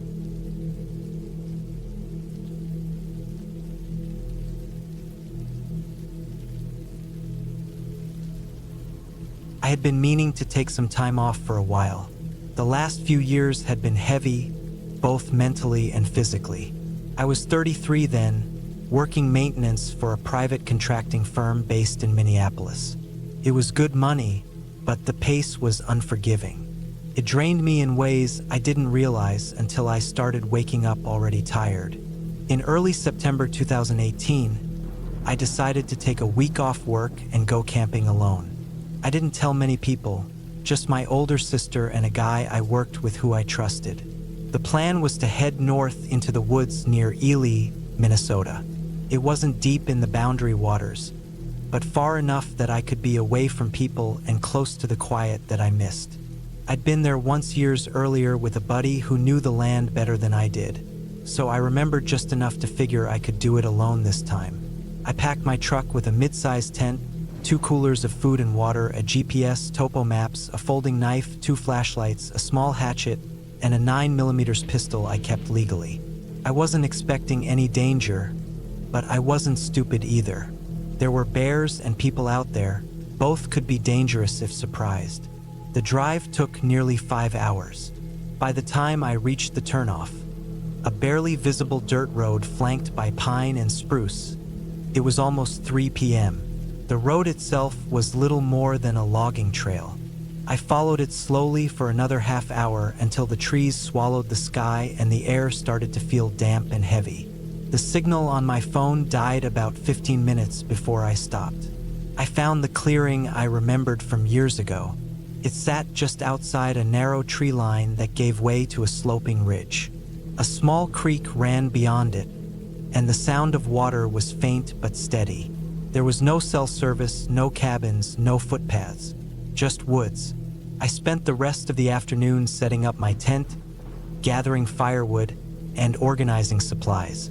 I cooked a can of chili over a portable burner and ate slowly as the sun dropped behind the trees. The quiet felt good. I watched the fire dance in the dark and listened to the woods settle in around me. Bugs chirped, leaves rustled, and that low creek hum stayed constant. The first night passed without anything unusual. I slept well. I woke up just after 7 a.m., stretched out, drank some bottled coffee, and walked a short loop along the ridge. The brush was thick, but manageable. The area was full of animal tracks, raccoons, deer, and what I thought were coyote prints, but they looked old, nothing recent. I followed a game trail for a while, then circled back. By my 3rd day, I started to notice something a little off. Not threatening, just strange. It started with small noises at night. Crunches in the leaves just beyond my tent. Could have been raccoons or deer, but something about the rhythm of the movement didn't sit right. It wasn't frantic like a rabbit or jerky like a deer. It was slower, more deliberate, like something walking and pausing, listening. That evening, I moved my tent a few feet closer to the center of the clearing, away from the trees. I didn't overthink it, just figured it'd make me feel better. I didn't start a fire that night. I wanted to keep things dark and quiet, see if I could get a better sense of what was out there. I sat in the dark with my flashlight off, just listening. The sky was overcast, and there was no moonlight to speak of. I could hear the creek, the wind, and eventually, the crunching again. This time it was closer, 30 feet maybe, just at the edge of the tree line. It wasn't a heavy sound, nothing large like a bear. But it wasn't a squirrel either. It had weight to it. I sat still for maybe 20 minutes, heart hammering, trying to control my breathing. I had my flashlight in one hand, pistol in the other. I never turned either on. Eventually the sound faded. Whatever it was, it moved off. The next morning, I looked for prints. There weren't any. The ground was too dry under the pine canopy. No good impressions. But I did find something that bothered me more. On the trunk of a pine near the edge of the trees, about waist height, There were 3 shallow gouges in the bark.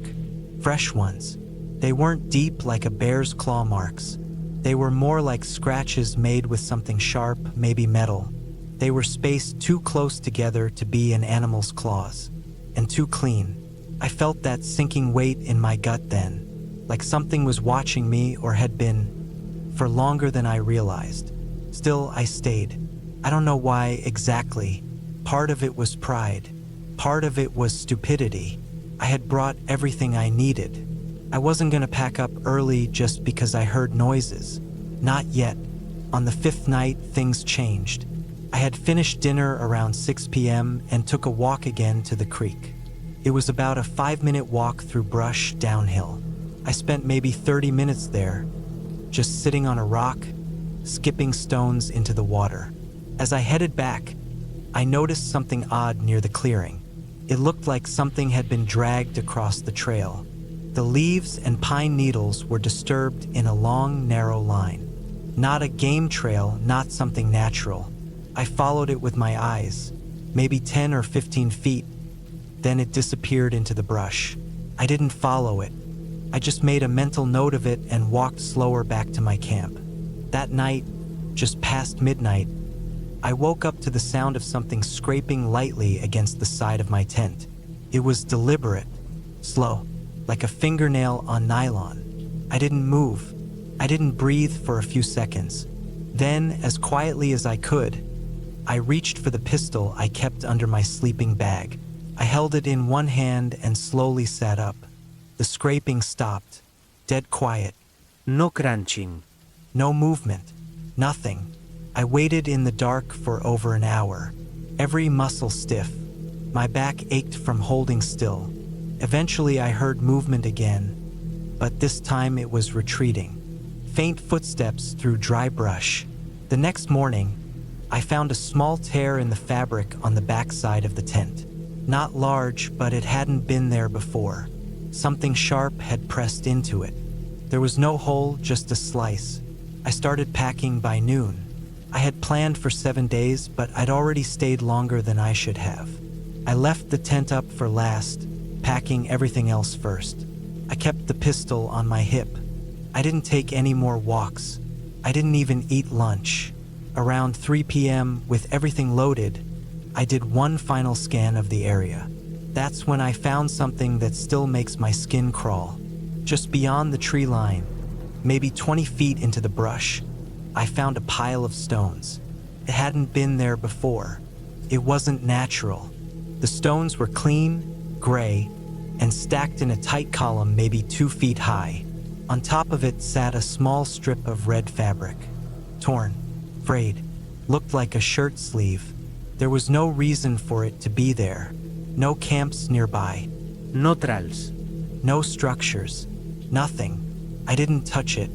I got in the truck and drove. I didn't stop until I hit a gas station over 2 hours away, just outside Duluth. I sat there for almost 20 minutes before I went inside. Bought water, sat in the lot, watched the trees.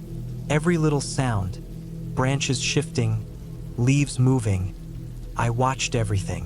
When I got back home, I told my sister I had cut the trip short because of bad weather. That wasn't a lie. The forecast had changed. But it wasn't the truth either. A week later, I had the scratches on my tent stitched. I threw the torn sleeve in a dumpster behind a Walmart. I didn't report it. What would I have said? There was nothing illegal about someone being out there. Maybe it was a hunter. Maybe someone squatting. But whoever they were, they didn't want to be seen. And they were close. Too close. It's been years since that trip. I still camp sometimes, but never alone. And never near Ely. I don't know what that person wanted. I don't know if they were watching me from the start or if I just stumbled into somewhere I shouldn't have been. But I think about that 5th night often. About the sound on the tent. About the stone pile. About how close I was to the trees. About how long they might have been standing there, just watching.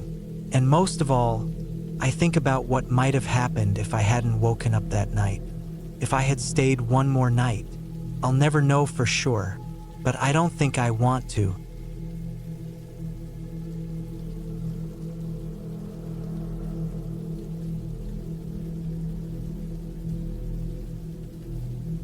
It was the summer of 2017, and I was 34 back then, living in a quiet part of northern Oregon. I had been working a desk job at a small finance company in Corvallis for years. The kind of job where the air conditioning was always too cold and the coffee tasted like cardboard no matter what brand they used. It drained me more than it should have.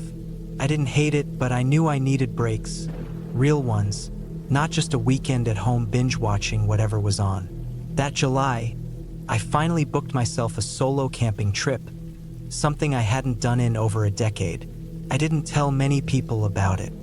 A couple of coworkers knew, my brother might have seen it on my Facebook post, but I wasn't planning on making a big deal out of it. Just wanted to disappear into the quiet for a few days, with no phone signal and nobody needing something from me. I had done some light solo trips in my 20s and figured I still had the muscle memory. I picked a spot near a place called Williams Creek, southeast of Eugene, just beyond Oak Ridge. It wasn't an official campground, more of a little-known patch of forest down an old Forest Service road that a friend had once mentioned years ago. Supposedly quiet, scenic, and usually empty. Sounded perfect. I found it on Google Earth, saw what looked like a clearing near the creek, and made up my mind. I took Friday off work, packed up Thursday night, and hit the road early Friday morning in my old Toyota 4Runner. It still ran well even with its age, though it groaned a little on the hills. I brought everything I thought I'd need: tent, sleeping bag, enough water for 4 days, a little propane stove, canned food, a folding chair, a flashlight, a first aid kit, and even a paperback novel I'd been meaning to finish for over a year. I threw in my hatchet and a fixed blade knife too, just in case. Not for anything in particular, just felt safer having them. The forest road that led to the clearing was in rough shape. Potholes, low branches, deep tire grooves filled with muddy water. It looked like maybe 1 or 2 trucks came down this way a month, tops. But the moment I broke through the tree line and saw the open patch beside the creek, I knew I'd made the right call. It was beautiful. Thick pine trees all around. A smooth stream gurgling softly behind a rise of mossy rocks, and not a single soul in sight. Just me and the woods. I parked under a tree near the edge of the clearing, unloaded my gear, and set up the tent in a flat spot facing the water. The soil was dry but soft. The air smelled like sap and pine needles. That first day was uneventful, peaceful. I boiled water for instant coffee, sat in my chair, read half a chapter of the book, and watched the water flow. I found a flat rock to use as a small table and laid out my gear just the way I liked it. Around late afternoon, I took a walk along the creek and followed it for maybe half a mile. I didn't see any signs of other people. No trash, no boot prints, no fire rings, just fallen logs and tangled brush. I made my way back before sunset, cooked some beans, and turned in not long after it got dark. The forest went quiet quickly. Not silent, but quiet in that heavy, natural way. Crickets, the occasional hoot of an owl, branches creaking overhead. It was the kind of quiet I missed living in town. I slept better than I had in months. The second day was when I noticed something strange. Not frightening yet, just odd. I had finished breakfast and was walking a bit further upriver when I spotted what looked like a fire pit about 50 yards into the woods, tucked behind a thick curtain of low-hanging branches.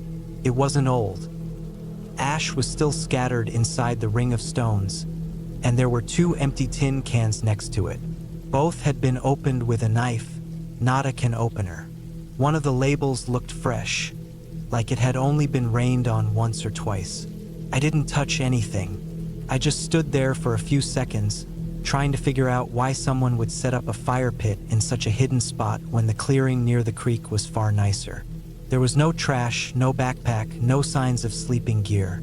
Just those 2 cans and a circle of stones blackened by fire. It looked like someone had used it maybe a few days ago and then just left. It gave me a weird feeling. Not fear, just the sense that I wasn't as alone as I thought I was. I went back to my camp and spent the rest of the day reading and carving small sticks with my knife. kept to myself. Didn't wander too far after that. That night, I fell asleep listening to the same quiet forest sounds, but I woke up sometime around 2 a.m. to something different. I didn't open my eyes at first. I was in that hazy place between sleep and being awake, and I wasn't sure what pulled me out of the dream. It wasn't loud, just something subtle. I lay there and held my breath. It was footsteps, slow, steady ones, crunching twigs and shifting dead leaves underfoot. They were close. I waited, not moving. The steps didn't sound like a deer or any four-legged animal. They were spaced like someone walking upright, careful but not sneaky, confident. They stopped somewhere near the edge of the clearing. I couldn't see anything through the tent, just vague shadows and the movement of leaves above. My flashlight was next to me, but I didn't grab it. I didn't make a sound, just lay there in the dark, every muscle tense, eyes wide open. After a while, the steps moved again. This time, slower. They made a slow arc around the tent, staying about 15 feet away. Then they stopped again. I didn't dare move. I don't know how long I stayed like that, just lying still, breathing shallow. Eventually, the steps faded. They walked back the way they came, back toward the woods. I didn't hear anything else. I didn't sleep again that night. By morning, the fear had dulled a bit. I told myself it was probably just a hunter or another camper passing through, though I knew it didn't feel like that. If they were just walking past, why stop? Why circle the tent? I got up early and scanned the edge of the clearing, but I didn't find any tracks. The soil was too dry. I walked toward the fire pit I had found the day before, but it was untouched. Same cans, same ash. No new signs of anyone. The day passed slowly. I couldn't relax the way I had before. I kept glancing at the tree line, listening harder to every little crack and rustle. I ate early and didn't go far from my camp. That night, I didn't sleep in the tent. I unzipped the back flap and dragged my sleeping bag to the inside corner with the best view of the woods. I kept the flashlight in one hand and the knife under the sleeping pad. I told myself I wouldn't sleep, that I'd just rest and keep watch. But I must have drifted off at some point because I woke up again. This time it was to a sound I'll never forget. A soft, low whistle. 3 notes, almost like a tune, like someone trying to be casual. It came from the same direction as the footsteps the night before, just beyond the trees. Then silence. I sat up slowly, heart hammering, trying not to make any noise. The whistling didn't come again, but I saw something. Between 2 trees, maybe 30 yards out, there was a shape. Person. Just standing there, barely visible in the dim moonlight. No flashlight, no fire, no gear. Just standing still as a post. I didn't call out. I didn't move. I just watched. They didn't move either. After maybe a minute, they turned and walked back into the trees. No rush, no panic. Just like the night before, slow and deliberate. At first light, I packed up camp. I didn't even eat breakfast. I got everything into the 4Runner in less than 15 minutes. I checked the spot near the trees where I had seen the figure, but there were no tracks. Again, the soil was too dry. I backed out onto the forest road and drove without stopping. I didn't breathe easy until I hit pavement again. I didn't call the police. What would I say? Someone walked around my tent and whistled at me? No crime in that. No evidence either. Just a gut feeling that something was wrong. That whoever that was, they weren't out there by accident. And they didn't want to be found. I never went back to that spot. I told my coworkers the trip was nice, peaceful, quiet. They nodded, said they were jealous, and went back to their desks. I didn't tell them about the footsteps, or the whistling, or the figure in the trees. But sometimes when I'm driving through the mountains, or when I hear a certain kind of whistle, soft and slow and off-key, I remember it all over again. I know what I saw, I know what I heard, and I know I'm never camping alone again.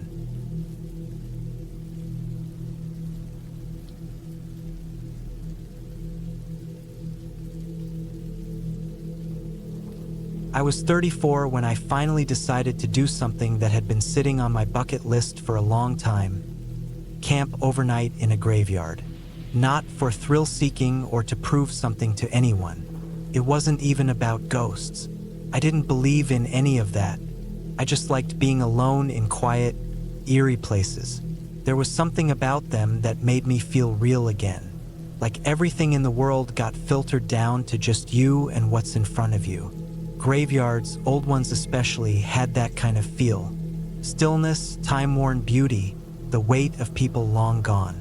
I wasn't afraid of death or the idea of it, and I wasn't looking to play games or stir up stories for clicks online. I just wanted a different kind of solitude. This all happened in 2019 in a small rural part of Southern Oregon. I had taken 2 weeks off work and drove up from Sacramento in my old Ford Ranger, camping along the way wherever I could. I didn't stay in regular campgrounds. Too loud, too busy. I wanted real silence. I'd been staying mostly in forests and forgotten lots off country highways. Places that didn't show up on anyone's travel blog. I had a dog with me, a shepherd mix named Boone. He was a calm one, older by then, and never barked at shadows or ran off. He was a good dog to bring on trips like that, always alert but never panicked. I found the graveyard by accident. It wasn't marked on any maps or signs, at least not any I'd seen.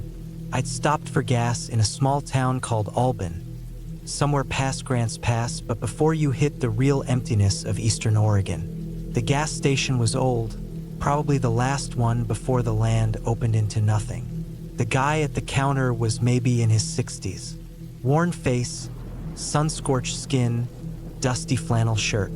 I just asked him if there were any good quiet spots nearby, anywhere no one would bother me for a night. I didn't mention the graveyard idea. He paused for a second, scratched at the inside of his elbow, then said there was a place called Ridge Hill about 8 miles northeast. Dirt road most of the way, but drivable.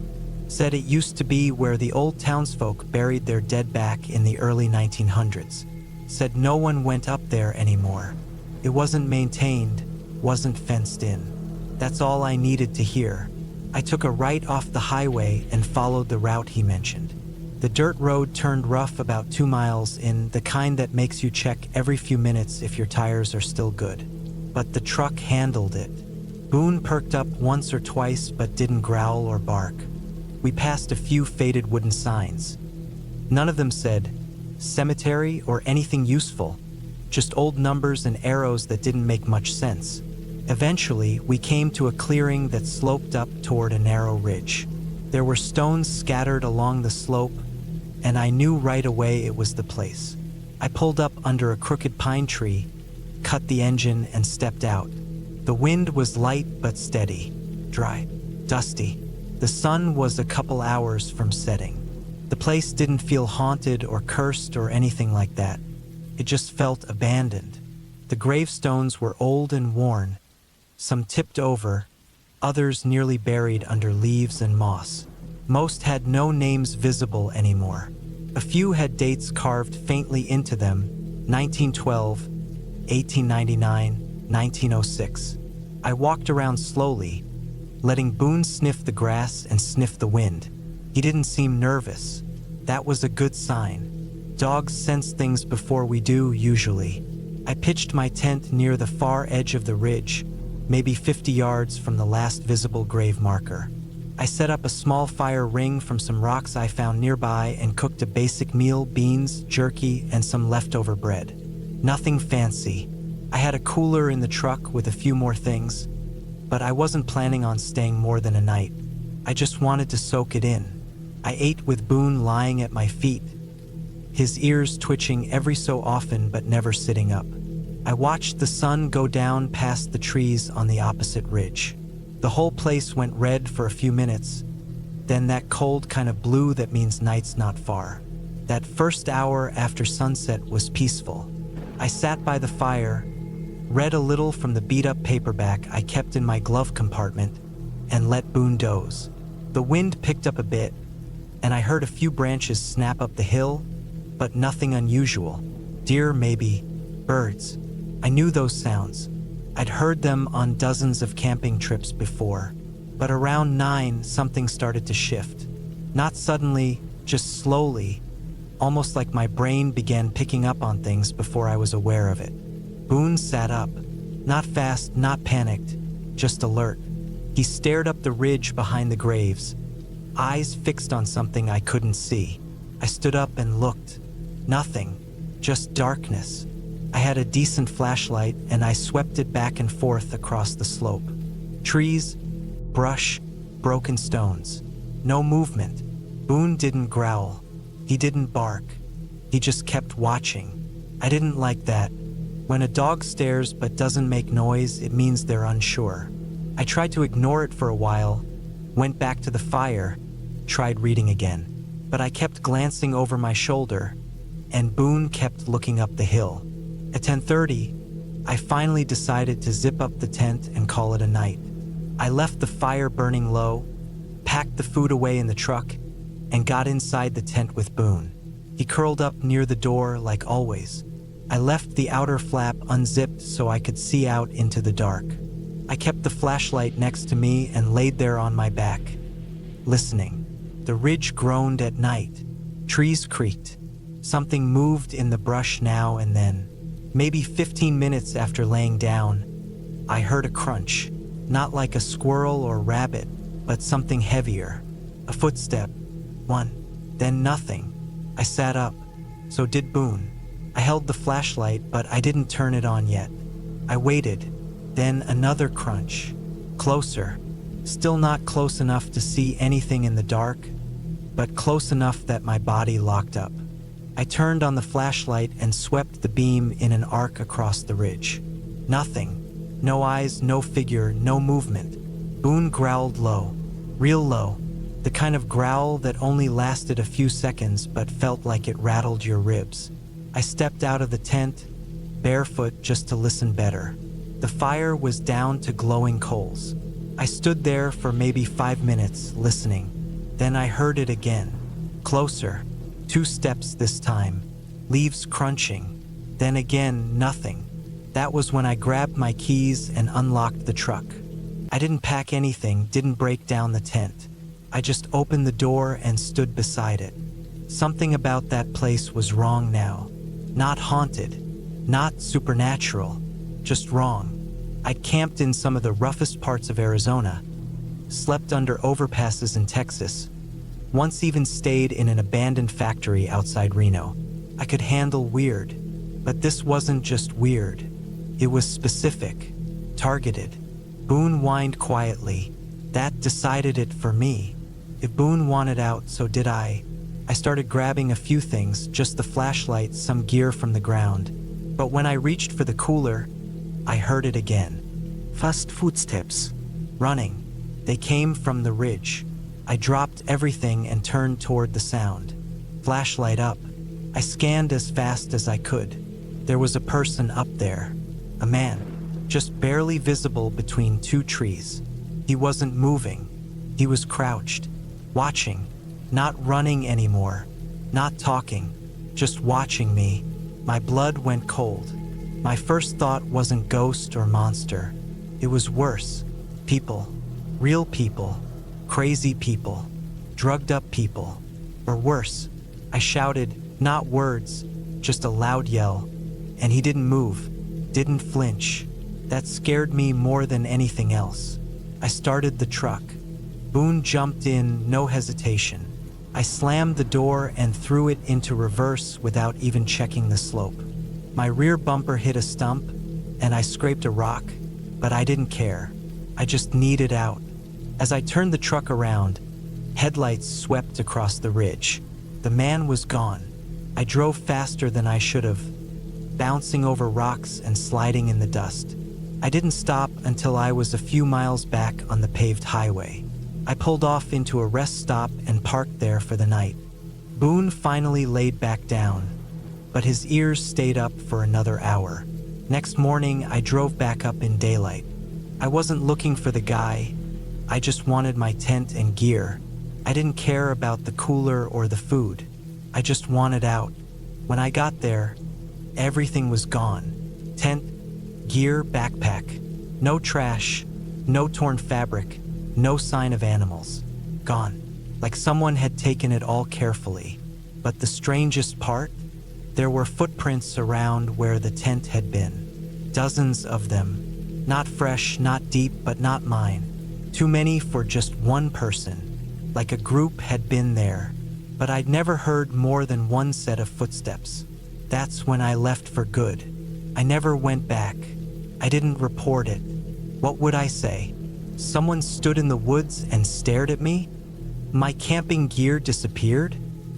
All I know is there was something going on up there.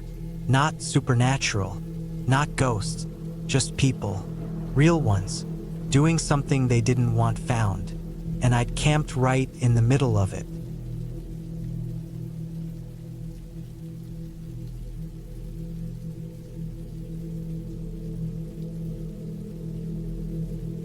My name is Darren Walsh. I was 32 back in 2013, living in a small rented flat in Leeds, West Yorkshire. I worked at a printing warehouse just outside the city. Nothing glamorous. It was noisy, and I was always lifting something heavy or dealing with jammed machines. But the job paid the bills, and I kept to myself most of the time. I didn't have many close friends, and most weekends I just stayed in. That year, I decided I needed a change. Something quiet, away from people and noise. I remembered my dad once mentioning a place he used to hike near, an abandoned limestone quarry a few hours north near a town called Laban. The place had long since closed down, and the area was surrounded by hills and woods. There weren't many signs anymore except for a few broken fences and rusted keep out signs. My dad said he and his friends used to camp there back in the late 70s, before it was considered dangerous. Apparently, it was peaceful, especially in the off-season. That stuck in my head. So, in early October, I packed my gear. Nothing fancy. A cheap one-man tent I got on sale, a thick sleeping bag, some tinned food, a flask, waterproof boots, a headlamp, and a dull green coat I'd had for years. I liked the idea of not using my phone too much out there. No GPS, no distractions. I just printed out an old map, marked the route, and took off on a Friday afternoon. The drive up was long and quiet. The sky had that dull, dark gray look to it all day, but I didn't think much of it. I reached Laban late in the afternoon, parked on the side of a little lane by some woods, then hiked in. It took about 40 minutes walking through damp undergrowth, following the path my dad had drawn from memory, an old side trail that no one used anymore. Eventually, I came to the edge of the quarry. The area had changed a bit, of course. Some parts were fenced off with newer wire. Some trees had grown where they didn't used to be, and there were warning signs about unstable ground. I set up camp on a flat, grassy patch just up the slope from the edge of the quarry, near a low, crumbled stone wall. It was sheltered on one side by trees and offered a view of the basin below, where puddles had gathered over the years in the dugout pits. There were broken bits of machinery down there, steel beams, rotted planks, twisted ladders. Rust had eaten through most of it. It started raining just as I finished getting the tent set. Light at first, just a misty drizzle. I put on my hood and boiled some water with a tiny camping stove. Ate beans straight from the can with a plastic fork and sipped tea from the flask. It was quiet, apart from the rain on the tent and the odd rustling from birds or small animals in the trees. I thought it would be the perfect night. Cold, yes. Damp, definitely, but peaceful. The rain picked up a bit around 9. I sat in the tent, zipped up tight, and listened to it drum against the nylon. I read a few pages of an old paperback, then turned off the headlamp and lay back in the sleeping bag. Everything outside the tent was black, pitch black. No lights from homes, no road noise, just rain and trees. It was around midnight when I heard something that didn't belong. At first, it was just a crunch, like someone stepping on gravel. I figured it was a deer or badger, something normal. But then it came again, a rhythm to it. Slow steps, 2 or 3 crunches, a pause, then again. I sat up quietly and listened. My heart started going faster, not because I thought it was something strange, but because I wasn't expecting anything human-like out here. The place was remote. No houses nearby. No footpaths. No reason for anyone to be out here in the rain, in the middle of the night. The steps stopped. Then I heard the sound of metal. A faint clink. Not loud, but clear enough. Like something tapping against one of the old rusted frames down in the quarry. Then nothing for a while. Just the wind in the trees and the constant rain. I waited, not moving. I stayed like that for at least 20 minutes, just sitting there in the dark, listening. The sleeping bag was pulled up to my chest, and my ears were straining to catch anything. But nothing came after that. I finally told myself it was probably just an animal. Maybe something had knocked into an old pipe or metal piece. Maybe the sound carried weird in the rain. It made sense in my head, but not in my gut. Eventually, I lay back down. I didn't fall asleep, though. Sometime later, maybe 1:30 or 2 o'clock, I heard it again. But this time, it wasn't a step. It was a scrape, something long being dragged across stone. Not loud, but steady. Pause, then the sound again. Then the unmistakable sound of metal hitting stone. A knock, then another. At that point, I unzipped the sleeping bag slowly and reached for the headlamp. I didn't turn it on yet. I just sat there with it in my hand, waiting. My mouth was dry, and the hairs on my arms were standing up. I told myself, asterisk check it. Just check. You'll regret not knowing. Asterisk I unzipped the tent slowly, barely pulling it up enough to stick my head out. Rain hit my face instantly. I turned on the headlamp. The beam cut through the rain like a knife. I swept the light across the slope down to the quarry. Trees, bushes, rock, nothing. Then I saw movement. Something shifted behind one of the large rusted frames down in the pit. I aimed the light there, but the shape was already gone. My breath caught. I didn't see details, just a dark figure, low to the ground, moving fast. I ducked back into the tent, zipped it shut, and turned off the lamp. I waited in total darkness for what felt like hours. The rain kept coming. The wind howled a bit through the trees.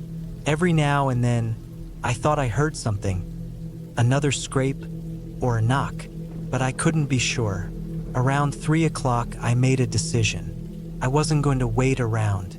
I packed what I could into my rucksack, stuffed my wet sleeping bag into the bottom, and zipped up the tent. I wasn't going to take it down in that moment. I just needed to get out. The trail back to the car was steep and muddy, but I knew the direction. I slipped on the slope just a few minutes in. My boot caught a rock hidden under wet leaves, and I went down hard, twisting my ankle.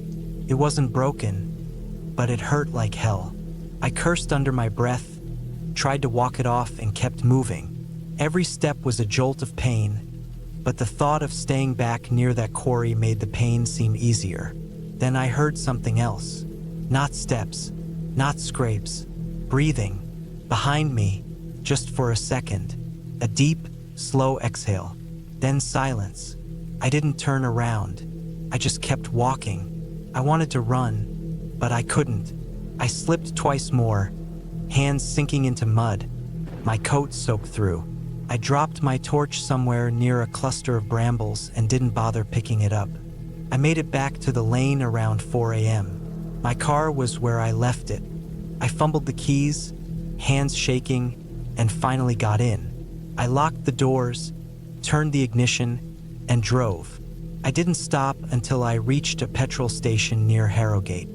I sat there for half an hour, still dripping, ankle throbbing, staring out the window as the sun started to rise. 3 days later, I went back with a friend named Neil. I told him I left some gear up there and asked if he could help me get it. I didn't mention the noises. I didn't mention what I saw. We hiked back in daylight, boots squelching in the wet soil. The rain had passed, and the sky was clear. When we got to the camp spot, the tent was there, but it had been slashed. Not torn by wind or animals. Cut 3 clean vertical slices through the back panel. My sleeping pad was gone. My metal cup was twisted and tossed 10 feet from where I left it. Everything else was soaked. We looked around, didn't find any tracks. Just a mess of boot prints for me and what might have been someone else's. But it was hard to tell in the mud. No real proof. Nothing we could take to the police. Neil asked me if I was okay. I nodded and said I probably wouldn't camp alone again for a while. That was all I said. It's been over 10 years since that night. I haven't been back to Laban. I haven't camped alone since. I moved to Sheffield in 2016, closer to city lights, closer to people. I still enjoy nature, but only during the day. Always with others.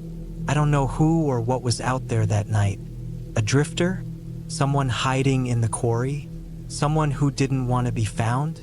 Maybe it was someone who lived rough in the woods. Someone who watched me from the moment I arrived. Or maybe it was just coincidence. A bad place at the wrong time. I'll never know. But one thing is clear in my mind. Whoever was out there, they weren't just passing through. They knew the quarry. They moved without light. They stayed low. And they came close. I still wake up sometimes at 3 a.m. when it rains. And I swear, I still hear that metal dragging across stone.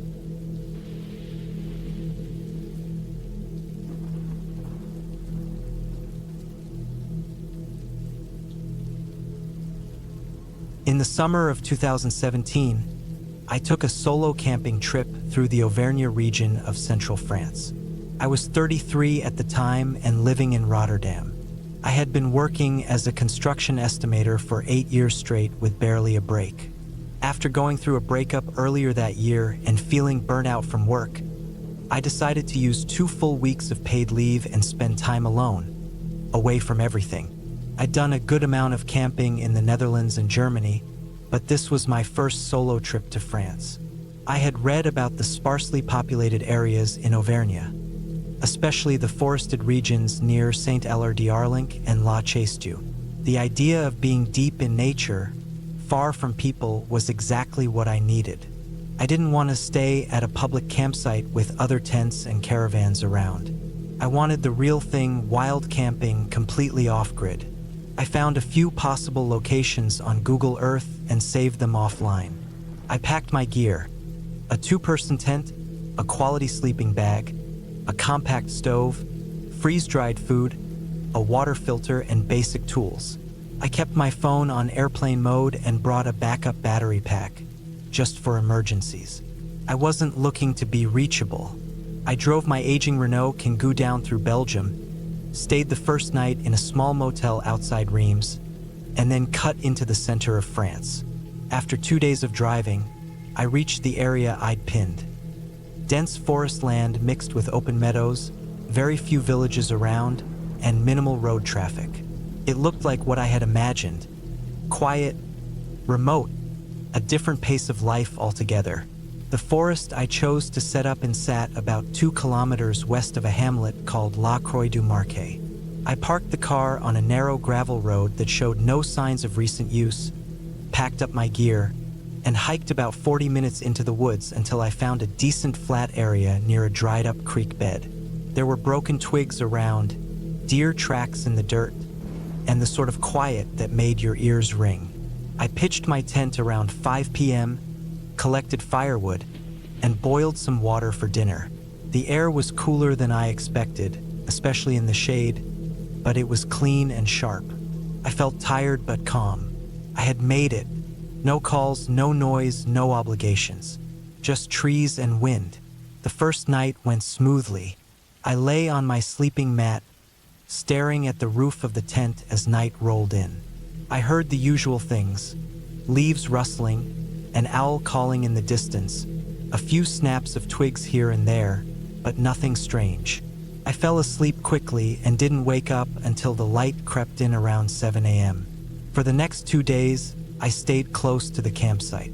I went for hikes, cooked simple meals, filtered water from a tiny spring I found a few hundred meters north, and took notes in a small journal I'd brought. I was fully relaxed. On the third day, I walked about 3 hours further west into the woods to see if I could find any old logging roads or signs of ruins. I didn't see another soul the entire day, not a person, not a vehicle, just trees, moss, and silence. But on the fourth morning, something changed. I stepped out of my tent around 6:30 a.m., as usual, and started boiling water. I walked down to the spring to refill my bottle, and on the way back, I noticed something odd near a patch of brambles just behind my tent. Something subtle, but not right. There were broken branches, low ones, about waist height, and several of them looked freshly snapped. Not by wind or animals either. They weren't torn down but broken sideways, like someone had pushed through the thicket with force. Could have been a deer. That was my first thought. Maybe a wild boar. But I walked closer, crouched down, and noticed a faint track in the dirt. Just one boot print, pressed lightly into the ground. Not deep, but clear enough. It wasn't mine. The shape and tread were different. The heel was more rounded, and the toe area was thinner. It looked like a hiking boot, but narrower than mine. I stood there a long time, staring at that print. I didn't hear anything. No wind, no birds. I listened hard, like I was waiting for movement, but nothing came. I walked in a wide circle around my camp, slowly and carefully. No more tracks, no signs of anyone. I told myself it was old, maybe left a week ago. I told myself it was fine, but I packed my bag that morning anyway. I didn't leave the woods, I just moved. I hiked another 2 kilometers deeper and set up camp in a more hidden spot, near a bend in the creek. This area had more underbrush and wasn't visible from any trail or clearing. I made sure to disturb the ground as little as possible and hung a few thread markers on nearby branches, so I could find my way back without making a clear path. That night, I didn't sleep as well. I kept hearing things. Short, sharp noises like a twig snapping or leaves crunching lightly. Maybe it was my nerves, maybe small animals. Every time I sat up and opened the tent flap, there was nothing but darkness and trees. But I couldn't shake the feeling. The next morning, the forest felt heavy. The air was humid, the sky dull. I took a short hike to keep my routine. I collected wood and cleaned up the area around my site to make it less visible. I spent most of the afternoon sitting on a log, staring into the trees. Around 5 p.m., I was organizing my gear when I heard it. A soft, dry crunch, like someone stepping on leaves very carefully. I froze. Came again, this time closer. I slowly crouched down, trying to blend in with the tree line. The sound stopped. I stayed still for over 5 minutes, not moving a muscle, just breathing shallow. Then I saw him. He was about 30 meters away, half concealed behind a tree. A tall man, thin with a dark coat, maybe black or deep brown. He had a hood pulled up, but his face was visible beneath it. He wasn't looking around. He was looking straight at me. I didn't move. I didn't blink.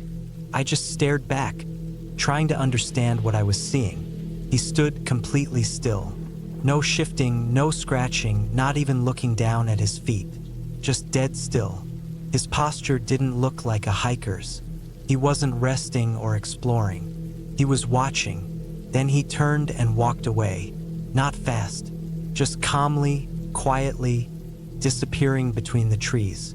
I waited another 10 minutes before moving. Then I packed. Fast. I didn't bother eating. I didn't roll up my sleeping mat. I stuffed everything in my pack, covered it with a poncho, and started walking. I didn't go back the way I came.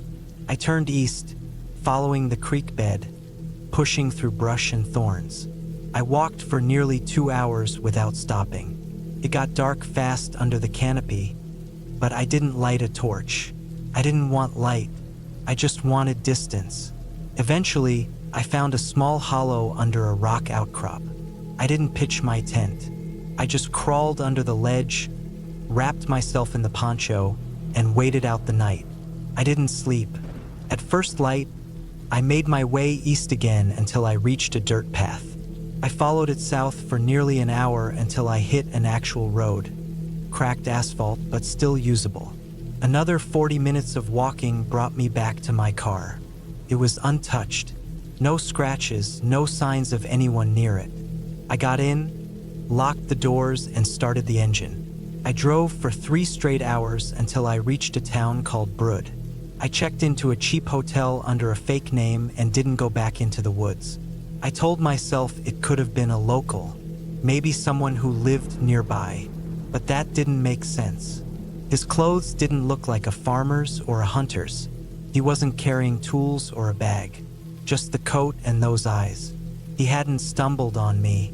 He was tracking me, watching from behind trees, waiting. Back in Rotterdam, I didn't talk about it. Not at first, not for months. When I did finally mention it to a friend, he laughed and said I was lucky it wasn't a bear. I laughed along, but it wasn't funny. That face still stayed in my head. Not angry, not wild, just blank and fixed. I haven't camped alone since. I still go on trips, still hike, but never solo, and never off-grid. I stay near towns now, where I can hear cars and see lights at night. I still think about going back and finding that old campsite. Part of me wants to prove it wasn't real, that it was just nerves or exhaustion. But I know what I saw. I saw a man watching me in the forest, and he wasn't lost. He wasn't curious. He was waiting, and that's the part that sticks with me. He was waiting.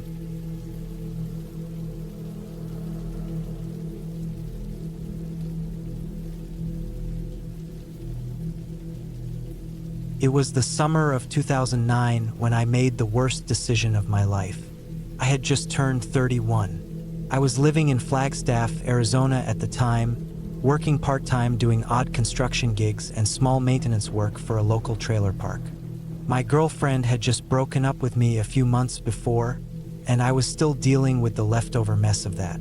I wasn't exactly spiraling, but I was tired of being around people. My apartment was small, and with neighbors above and beside me who argued constantly, I wasn't getting the peace I needed. That's what gave me the idea to go camping for a few nights.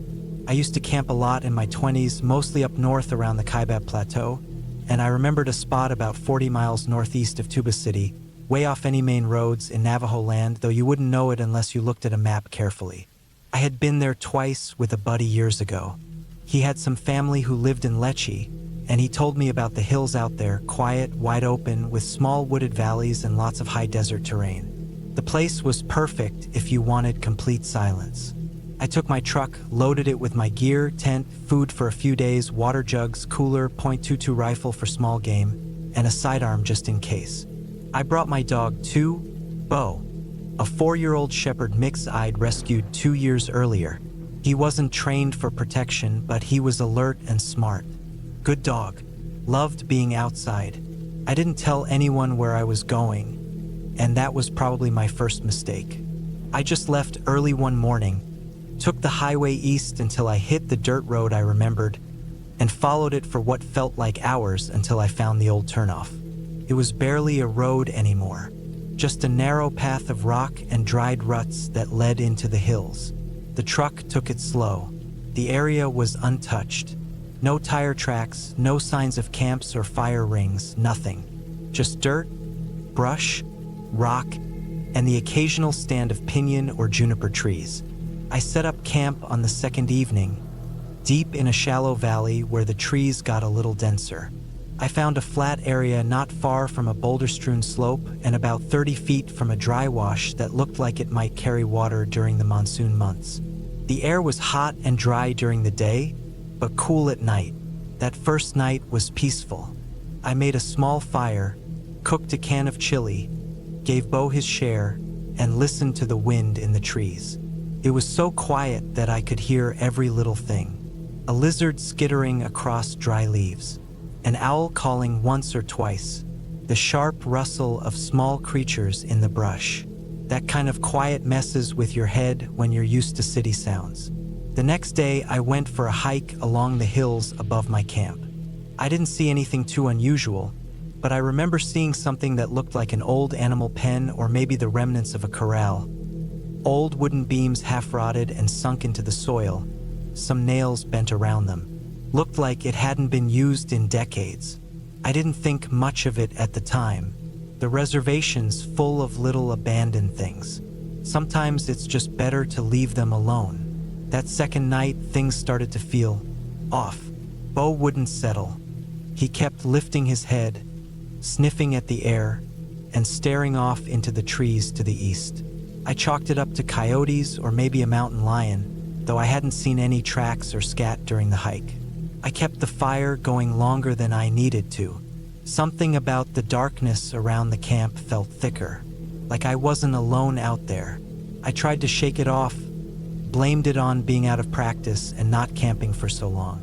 Sometime around midnight, Bo started growling low. Not barking, just a deep, constant growl, his ears up, his eyes staring at the same patch of trees. I sat up in my sleeping bag and listened. At first I couldn't hear anything, but after a few minutes I thought I heard footsteps. Not the delicate kind an animal makes. Heavy, deliberate steps like a person walking slowly over dry ground. Then silence. Then another 2 or 3 steps. I sat still for nearly half an hour, hand on my sidearm. Bo pressed up next to me, but nothing else happened. No more sounds, no movement. I eventually drifted into a light sleep, but I left the fire going low and kept the gun in my hand. The next morning, I walked over to where we'd heard the steps. No tracks, no signs of anything disturbed. The dirt there was hard-packed. I let it go. That evening, just before sunset, I found something that made my blood run cold. I had gone maybe 100 yards up the slope to gather some more dry wood and came across a patch of disturbed dirt. It looked like something had been digging. A shallow pit, maybe 2 feet wide, a foot deep. Not animal digging, not like how Bo digs sometimes. These were clean, symmetrical gouges in the dirt, like from hands, human hands. There were bits of rock tossed out, even a little patch of fur, gray and coarse. It looked like something had dug up a carcass or buried one, but I couldn't find anything in the hole. I didn't say a word to Bo, just gathered my wood and headed back down. That night was worse than the last. The wind picked up a little around dusk, and the trees whispered louder than they had the night before. I made a bigger fire and kept Bo close. He wouldn't eat much, just paced around the edge of the camp, nose high, tail stiff. Around 1 a.m., I woke to the sound of twigs snapping close. I sat up, gun in hand. Bo was already at the edge of the tent, growling again. I looked out and saw something that didn't make sense. A figure, tall, thin, moving through the brush slowly. Its skin was pale in the firelight, and it moved oddly, jerky, like it didn't know how to walk correctly. Its arms were too long.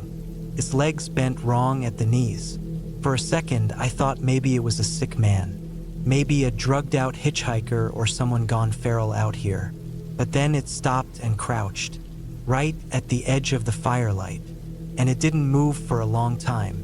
Bo was shaking, teeth bared. I aimed my gun but didn't shoot. I couldn't see it clearly enough. My heart was pounding. I called out, just a noise, a yell, trying to scare it off.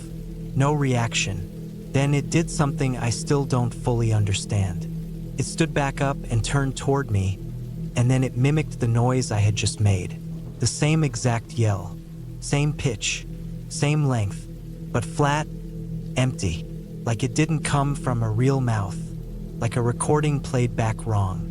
I fired 1 shot over its head. It didn't even flinch. Then it turned and vanished into the trees with that same unnatural gait. Not running, but fast, like it glided more than walked. I didn't sleep that night. I didn't even blink. Bo never laid down. He just sat, eyes wide, watching the woods. At first light, I packed everything. threw the tent in the back half collapsed, dumped the water from the cook pot, shoved everything in wherever it fit. I didn't even eat. I just drove, got back on the dirt trail and pushed the truck harder than I should have, bouncing over rocks and ruts, praying I didn't blow a tire or break a strut. After about an hour of driving through the hills, I realized I wasn't going the same way I came. Somewhere I'd made a wrong turn. The land all looked the same: red rock, dry washes, low scrub trees. I pulled out my GPS, but it wouldn't load. No signal. I checked the sun and tried to guess the direction, and just kept driving. That's when I saw it again. Far off, maybe 300 yards away on top of a ridge, standing still, watching. It was hard to make out details in the morning glare, but the shape was the same: too tall, too thin, joints wrong. It didn't move. I didn't stop. I didn't look away either. I just kept the truck rolling. Another hour later, I finally saw a barbed wire fence and a real dirt road that I recognized. Took it west until I hit pavement. I didn't stop until I was back in Flagstaff. I told myself I must have seen a person. Maybe a crazy hermit, maybe someone strung out on something, maybe even a trick of the light and my imagination. But I know what I saw, I know what I heard, and I know how Bo reacted.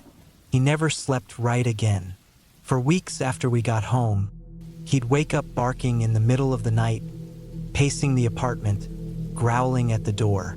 Even after I moved a few months later, he never fully calmed down.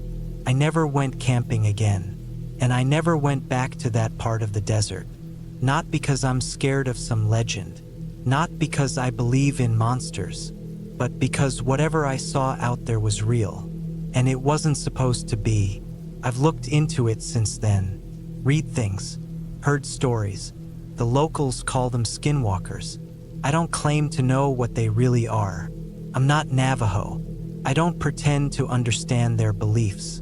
But they say those things can wear the skins of people or animals. They say they imitate voices. They say they move in ways that aren't natural. That's exactly what I saw. And whatever it was, it knew I was there. It knew I was alone. It wanted me to know it was watching. And if I had stayed one more night, I don't think I would have come back.